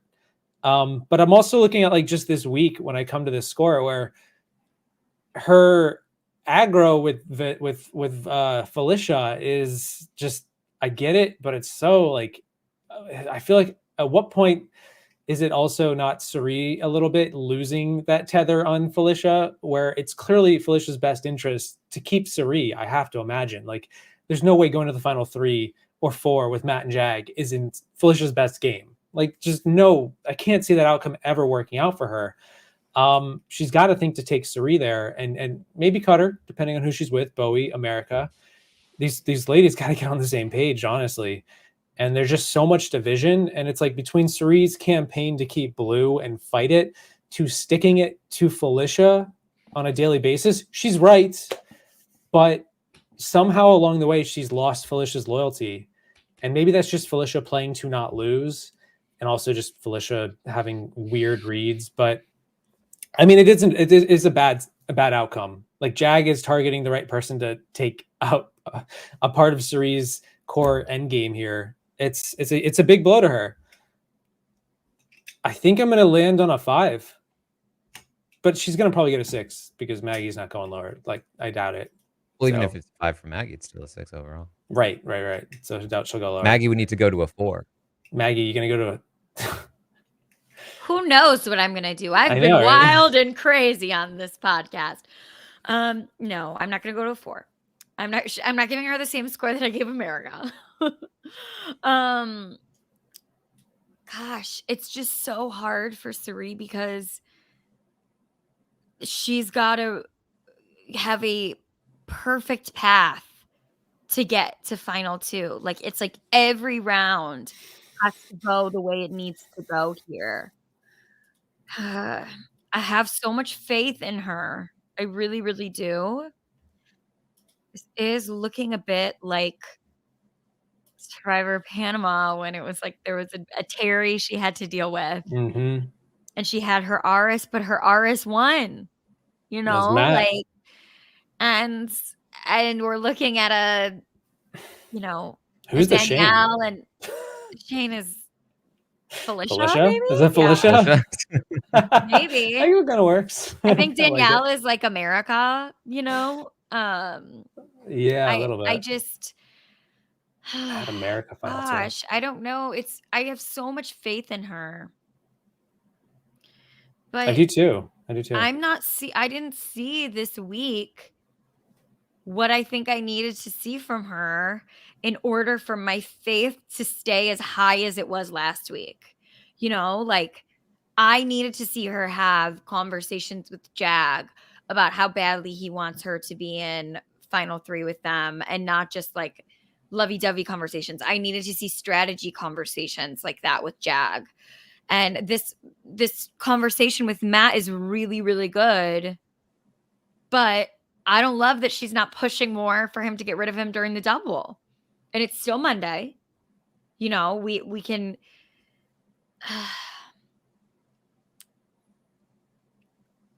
I don't know. For me, Siri hasn't been active enough. I was really hoping she could do a little more. Yes, that's the thing. I haven't seen her being as active as she was last week. I have not seen that this week.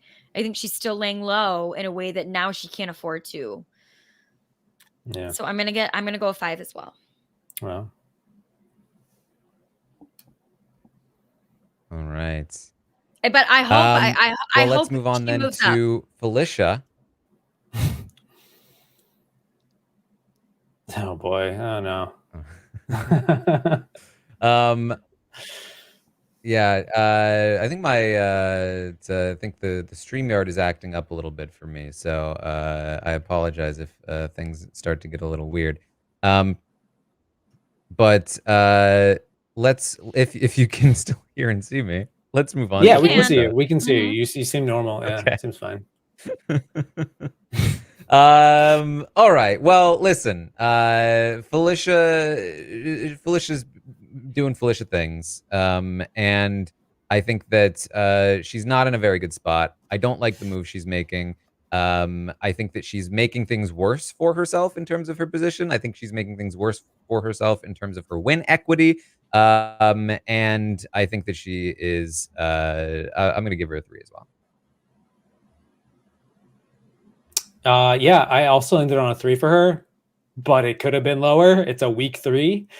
It's a week 12, with 3 in a week 12. It's just, yeah, she's playing to not lose, but she's not playing to win.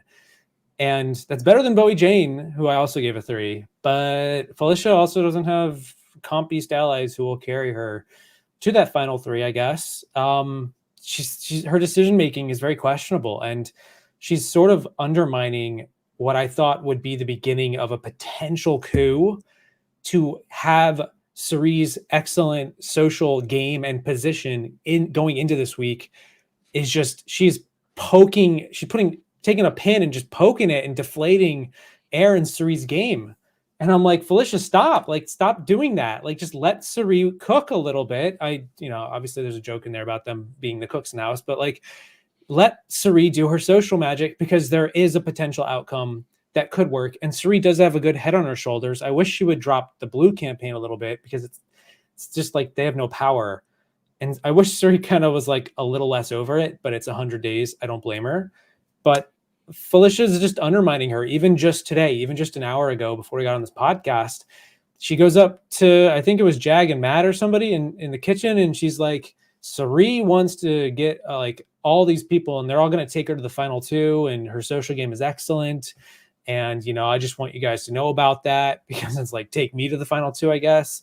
But really, when these players that she's talking to convene in private, it doesn't move the needle for Felicia at all. All it does is move Siri down. And that metaphor this week for me has been those crabs in a bucket, and they're all trying to get out of the bucket, and they're all trapped at the bottom. And if they just work together, I think the 4 women who are going to be surviving this week could somehow overthrow the 2 guys who have the most win equity, the most likely chance to win these comps going into the finish line.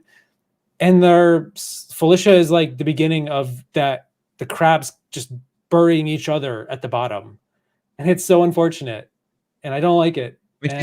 She's doing great work for America. She is doing good work for America. She gave America a 4, so there's that. She's putting such a campaign out there with Siri to keep blue and undermine Ciri's loyalty and trust, that they're like, we have to keep America.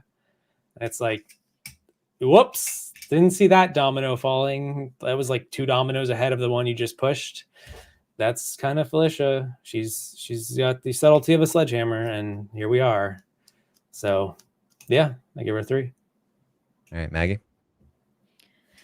I don't understand the game moves she's made. I know you've tried to explain them now like 3 times, Taran, and I respect your explanation of it, but I still am like, and yet why? Like I see why in quotations, but also like, why? And yeah, I mean, I'm gonna give her Yeah, I'm gonna give her a 3 as well, because I also, if America wins a veto in, the double, she's gone. So yeah, I love her still. Love her. Great on my TV screen. But I mean, I appreciate that she's thinking as an individual. She's doing her own thing. yeah, She has the wherewithal to try something different, I and try guess. All she right. might. Well, I didn't see this coming. I was like, whoa, what is she doing? Is she Yeah, lying? I Where have did no this come idea. from? And I'm like, oh, whatever. It's awful. the audience agrees with us. They gave Felicia a 3. Peridiam, where are you on Jag? You said last week a 6 was unbelievable. So where are you this week? On the invisible HOH week, it was unbelievable. It was not unbelievable, but it's like, it's funny now because I have written down a 6. But this week is a little bit different. We're 1 week Oh, ahead. What? no, Taran was just so smug about that. Completely different weeks. Totally different. Circumstances could not be different. It's like a new game, a new season. Jag is a new HOH or an old HOH, but now he's unveiled that he is the true HOH. He's in one of the most dubious positions going into this double, but his ability to win comps is really good. I think if he survives the double, I think he probably matches the record, if not breaks it at that point. Like, who's stopping him, and the comps after a double tend to always have a physical aspect to them, usually, whether it's an HOH or a veto.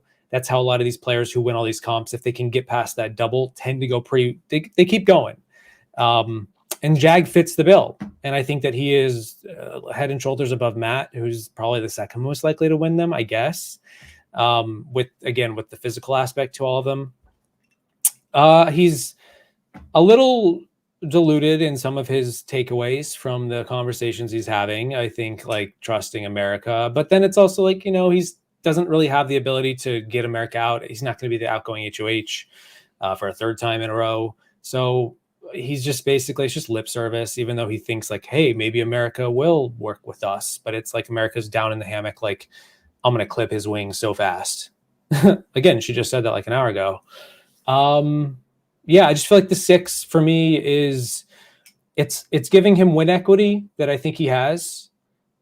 But his gameplay isn't super impressive on the social level. The fact that like Bowie Jane is linked to his hip, but is like willingly playing to lose, it speaks more in Bowie than it does Jag. The fact that Matt is undermining him and is beginning to plant seeds of like betrayal, and I don't think Jag is doing that at all. I don't think he has that in his head to do that. Is it's interesting to see, and it doesn't speak well to a potential Final Four outcome or so. But we'll cross that bridge when we get to it. So yeah, I think he's doing all right, but it's like it's just above average, just barely. Winning comps a winning comp strategy going into the end game isn't like the best, but it's Big Brother. Maggie, what do you think? Yeah. Okay. I have a really hard time with Jag because his positioning, obviously going to this double, if he survives the double, there's a huge shot that he can just win out here. There is. I don't think that makes somebody a good Big Brother player. Like, sorry. And I think, look, personal feelings aside, Jackson Mickey won out, and I do think Jackson Mickey is a good Big Brother player. He's not flawed, but he was a good Big Brother player. And I do not think Jag is a good Big Brother player. Sorry if that was really loud for everybody. I just knocked the mic. Right. If he wins, I'm sorry, he's like lower third Big Brother winners for me. He doesn't play well.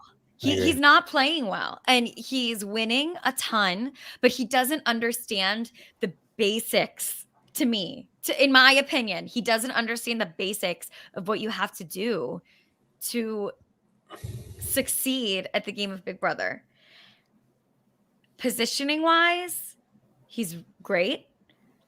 Ability wise, I do not think that he deserves a high score. So I feel like I'm in a bit of a conundrum. Uh-oh. I will not be giving him a 3 because he's definitely in a much better position than he was last week. And he played this week better than he did last week. But even if Jag wins the season, I stand by that 3. That is what he deserved for that week. I understand the 6 Peridiam, and I think that if I felt like Jag had more skill, that I would give him a 6 as well, but I'm going to give him a 5. Even though he's our likely winner. Like, I'll admit it, probably on finale night, we're talking about the Jag win and what it means for the show. But I have been so disappointed with Jag's gameplay the entire season. I don't know that there's been one week where I've come through and been like, Jag played this week really, really great. Like, he makes so many unforced errors. And like I have said a million times, Jag's a great guy. I like him as a person. Hit me up, Jag. Let's hang out. Let's get a drink. But I just don't think that he's a good Big Brother player. And that's just where I am at. That's my opinion. And I have the mic and the rating tonight. So I'm giving him a 5. Well, the audience agrees with Maggie. They gave Jag 5. Wow, another 5. There you go. I have to agree with Peridiam, though. I think that for me, Jag is playing this week better than he played last week. However, I think his position is a little bit worse. I think that he is decently likely, somewhat likely, to actually be evicted in this double eviction coming up. He can't compete. Unlike last week when he could compete, a large part of the 6 was the fact that he could compete the following week, and give himself potentially a position to not be targeted coming into the double eviction, which of course he's not exactly in, but you know, he could get evicted in this double eviction. And even if he doesn't, I think the fact that Matt is willing to even talk about cutting Jag is worse for his jury prospects. The fact that this will be a conversation. Will Matt cut Jag? Will Jag cut Matt? And if Matt is willing to and Jag is not, I don't think that's good for Jag. So even though I think he's playing better than last week, that's not exactly saying much. And I think his position is a little worse, both in terms of short-term safety and in terms of win equity. So it's going to land at the same spot, around a 6 for me on Jag. It's so Maggie. frustrating that he has a 6 overall. Like, it's so hard for me. It's really, really hard. It's honestly, it's at least 2 points of that is purely compability. The fact that he probably will win the veto in the double. It's absolutely drives me nuts. It drives me nuts. Yeah. Yeah, welcome to Big Brother 25. I know. Maggie, how do you feel about Matt? Okay. Last week, I gave Matt a 9. And this week, I'm also giving him a 9. Everyone's shocked. Okay. Silence from the panel. I mean, I think usually there's an explanation. No explanation. It's a 9. It speaks for itself. The end. Okay. So I'm giving him a 9 because I still think he's playing really, really great. Obviously, you know, Jag wins the veto in the double eviction. He's in danger. But like I said, I think if Bowie's next to him, Bowie leaves. You know, I think that he actually going into a double is fairly safe. The fact that he's willing to cut Jag is great. I mean, to hear this out of him is really great. And I think that, yeah, I just think that, to me, he's my front runner. He will probably be in the final 2 chairs, and his compability is not as strong as Jag's, but he is 3 times the player that Jag is. So I am rewarding him for the way that the front runner is playing. And that's my feeling. All right. If a he won, 9 would you from- put him in the bottom third? No, Oh, okay. not at all. I would No. if he won, I would put him in an all-winner season. He would maybe be my like stock pick in an all-winner season. Interesting. Mhm. Wow. Okay. All right. Well, the audience not so high on Matt. The audience gave Matt a 7 last week and a 6 this week. Whoa. Oh So no! quite a bit lower. than Wow. Maggie. Whoa! And I have to kind of agree with the direction that the audience is moving on this Fine. one. I think that it's again this double eviction scenario is a little concerning. Obviously, Jag winning a veto with Matt on the block would not be great. He could easily leave in the double eviction, but he has outs. There's still ways for him to survive. And I think he still has the best chance of winning overall. I do think that, something that is happening on the feeds right now is that Siri has told Felicia that Matt wants to cut Jag. And that, maybe he should have given Siri a heads up that she should not be telling Felicia information. Because he did put a lot of faith into Siri there without letting her know potential pitfalls. But overall, I think he'll be fine. I think if this gets back to Jag will chalk it up as like, yeah, we're just pretending to not be close. Just trying to keep Siri on board. I don't think it'll be a big deal. But what I do think is a big deal is it's just his vulnerability to the fact that Jag just continues to beat him. And it's great that he would like to take Jag out at 4, but I don't think he'll be able to. And he basically, I feel like he's going to have a hard time beating Jag in the final 3 HOH. And that leaves him at the whim of whether Jag brings Matt or whoever is sitting next to Matt. And if that's Siri, great. Then he brings Matt. If it's Bowie, it's a little bit less of a guarantee in my eyes. On top of that, I just, last week I was very high on what Matt was doing throughout the week. This week, I feel like he has taken a bit more of a back seat. And I think that he needs to be kind of stepping forward instead of moving backward. So I'm going to give Matt a 7, a bit higher than the audience, but a bit lower than Maggie there. Peridiam, where do you fall on this? So I quickly wanted to ask, do you have like audio in one ear of us and audio of the feeds in the other ear, and you're like able to pick up on that? Because I could never do that. That's very impressive if that's what's happening. I do not at this time. I've have done that in the past, but not. Because right I've been like, once he told her that, I was like, did he need to tell her that though? Like, does that change anything for his outcome? If anything, I feel like that might be giving her ammunition to use against him and Jag and the loyalty they have with like Felicia's unwavering delusion and, all this stuff. I was worried. I thought on one hand, great. I immediately was like, good. I'll like consider upping his score. But then I started thinking like, did he need to tell anyone that though? I don't think so. I don't know. For me, Matt's kind of a passive pushover who doesn't do enough in the game. And he's just been gifted a good spot, but he's not bad socially. What? What? You think he's been gifted the good spot? I think the players around him aren't very good. I think this is one of the weakest strategic casts I've ever watched, personally. Maybe Big Brother 9's weaker. Maybe Big Brother 19. I think BB25 is an average, like really low strategic acumen. They don't know the game very well, and they're all playing very sloppily a lot of the time. And it's unfortunate because Siri gets it really well, but like she's playing with like, look what she's playing with.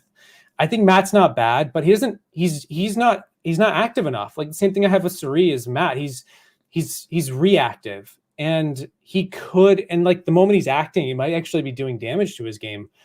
Which kind of sounds a little contrary to what I just said, but like I just feel like he's good at getting the information and playing cool and just putting on like a fake smile, like around America, around Blue, whoever he wants, and people buy into it.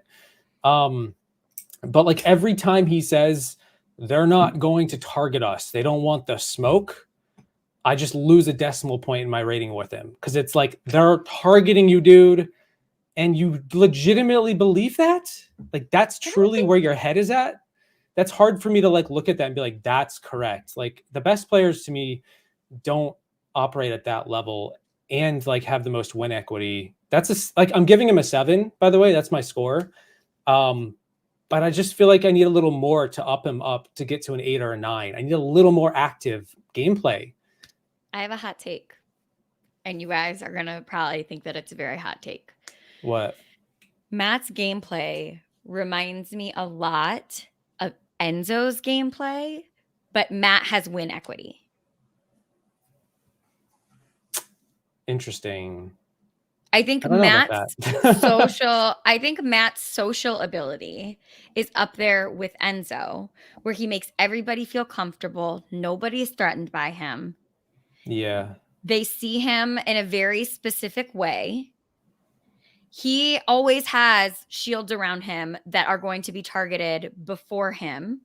And I think he has win equity. Oh my gosh, the chat is not on my side. They really Are they did not? think that I was a hot blocked the take. chat. I blocked the chat the whole time, but I enjoy it that way. It's like I have no idea what's happening.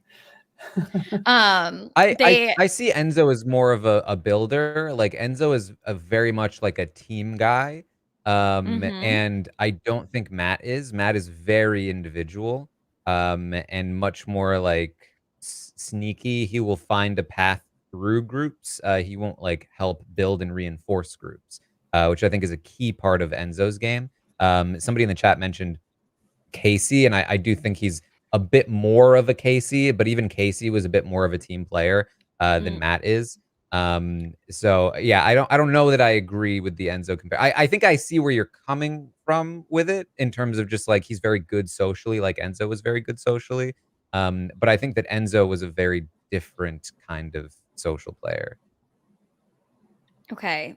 When I come on here, I'm going to have a next time I'm going to have a better, maybe not on the Stockwatch, maybe it'll be on an update. I'm going to have a better comparison and a better way to like drive this Maybe home. like a Drew. Yeah, I like that one. But then, but a Drew to me is more like Well, Drew was a little more active, like a John Party. You know what I mean? And like, I don't think that that is like what Matt does. I don't know. I mean, Drew cut Diane at the final 3. He might cut Jag at the final 3. That's a very basic. I mean, Drew won more comps, but like in terms of the way, like, because especially because I was doing the blockumentary at this point a little while ago, and Drew it has a very similar kind of like social game where he's kind of the quiet one, and he gets in with a group, but he also plays selfishly and undermines the group, and is willing to jump from the group and get into a new group when he needs to, while continuing to like do a bunch of stuff. But obviously the biggest difference there is that again, Drew won more comps along the way, more especially HOHs, and therefore made more Matt could win out. He could win more, especially if Jag goes in this double.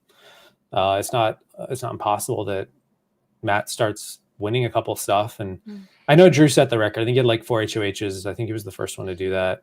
But like, yeah, I kind of agree with that. Like Matt jumped ship. Matt was undermining working with Siri early on in the season, and it's kind of similar to Drew doing that against the 4 Horsemen and you know, creating an exit plan, an exit strategy on the way out, and it worked. And he reforms in the middle, and he's in a power spot for a little bit. I don't know. I think it's a bad one. I guess maybe just like watching feeds. Watching Enzo on the feeds reminds me a bit of watching Matt on the feeds, because he parrots back whatever you say to him. That's true. But then he'll go and talk to somebody else and he'll kind of snake you out. You know what I mean?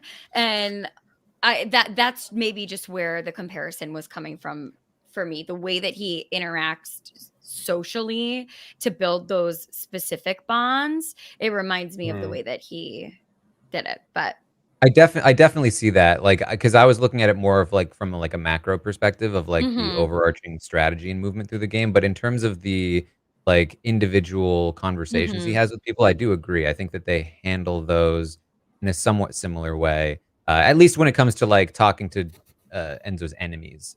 so to speak. And I think People he's playing. Yeah. And personally, I think that if Enzo had been able to win competitions, he probably would have cut Cody at a Final Four. You know what I mean? Like if he could have won that, I mean, you're just I don't think Enzo was disagreeing. cutting Cody, but I think, I think he gets more respect if he wins comps. Yeah. All right. Never mind. We can. Would you say Jag in week 12 is like what would have happened if Brian Hart wasn't evicted in week 1? I'm sorry, that's a deep pull. I went and rewatched the first week, Taran, and you said Jag surviving week 1 was kind of like if Brian Hart survived week 1. I thought, that's an interesting. Yeah. I was like, I wonder if that still holds up at this point. It's such a far-fetched thought, but I just wanted to reference it. I think it might actually, because I mean, obviously we don't know how Brian Hart would have played out, but I feel like outside of the comp wins, I always had a sneaking suspicion that Brian Hart was maybe a bit, overestimated in terms of where he might go.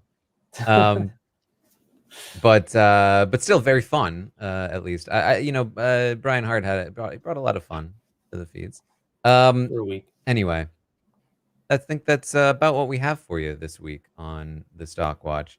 Any final thoughts, Maggie, on the week? Yeah, I think that people are going to think I'm like a huge Matt fanboy when, if you've been watching, I'm a Siri fanboy. But I just think that Matt is our front runner here. Yeah, this week has been super boring. I'm really excited for the double on Thursday. Can't wait. Can't wait to see what happens. I hope there's a huge shakeup and the playing field gets busted open again. Yeah. Peridiam? All right. Peridiam, any final thoughts? I realized with Melissa gone, we don't have any pets on the stream, so I'm gonna get my cat. Aww. Oh, what's your cat's name? Name is Juno. Aww. I also think my wife is gonna be watching. She's out of town, and she's like would like to see my cat. Just tell her she's still alive. She's still good. But yeah, this is her. She's not gonna bark. Oh. But anyway, I don't really have any other final thoughts. Just been enjoying the feeds as much as I can, enjoying the season, and enjoying Survivor. So, but again, I want to say thank you for inviting me on, RHAP and everybody, and being able to talk with you guys. And it's I always say, like, you guys you do it the best. Taran and Maggie, you're so much fun. I've enjoyed watching you both. You were here last week, and I got to meet you in person recently, and I was just like, we got to meet up again in the future. I don't think I'm going to make it out to the West Coast, unfortunately, but at least not in the next few weeks. I almost consider going to BlizzCon just in bundling it up, but decided not to. But either way, it was awesome to be here, and thank you for letting me spew my thoughts. Well, thank you for spewing all over us, Peridiam. Whoa. Appreciate it. Whoa. Taran goes to Vegas and he comes back a different person. Yeah, this is very different for me. Totally a new development. So you can, of course, find me live tomorrow morning, 11 a.m. Eastern, where I will update you on everything that has happened today on the Big Brother 25 live feeds, including what will happen tonight on the Big Brother 25 live feeds. I will also be live on Twitch, twitch.tv/Taran Armstrong, watching tomorrow night's episode of Big Brother 25. So make sure you join me for that over on Twitch. You can also find me on Instagram, where I've posted what I was up to in Vegas, and we'll continue to post some climbing content over there as well. So tune in for all of that. And if you want to join us, unlike Peridiam, on the West Coast at our live show in LA, head over to robswebsite.com and check out the tickets that are available for that live show. We'll have plenty of fun guests there, so make sure you go and do that. Maggie, where can people find you? Yeah, people can find me on Threads, Instagram, and TikTok at @MLMorgan_. Come hit me a follow over there. I'm not on Twitter, but I am in all of those places. And I'll be back on Wednesday to talk about the feeds. So maybe I'll have a better comparison in my head, and I'll have some loose ends to tie up from this podcast. All right. Well, always great having you on, Maggie. Peridiam, Thank you. Where can people find you and your content? youtube.com. Every Wednesday I'm posting Survivor videos. Every Thursday I am posting Big Brother until the end of the season. So we got a few more weeks left. And that's pretty much the bulk of it. It's been like that for recently was my 6-year anniversary doing YouTube videos, and I've been doing it for 6 years straight, which is wild. That's Congratulations. That's thank amazing. you. Yeah, it's I remember reading a comment after the first week saying good quality, but he's a good quality and consistent. And then somebody responded saying, yeah, you can't really call him consistent. It's been like 1 week. I was like, I'll show him. I'll show the person. How do you feel now, commenter? Right. And I saved it. I have a screenshot of that because I'm like hanging on my wall. I'm like 6 years later, man. Now you can call me consistent, if nothing else. I don't know about the quality. But yeah. Anyway, so that's what I'm up to. We love consistency. All right. Well, thank you all so much for joining us here tonight, and we will see all of you next time.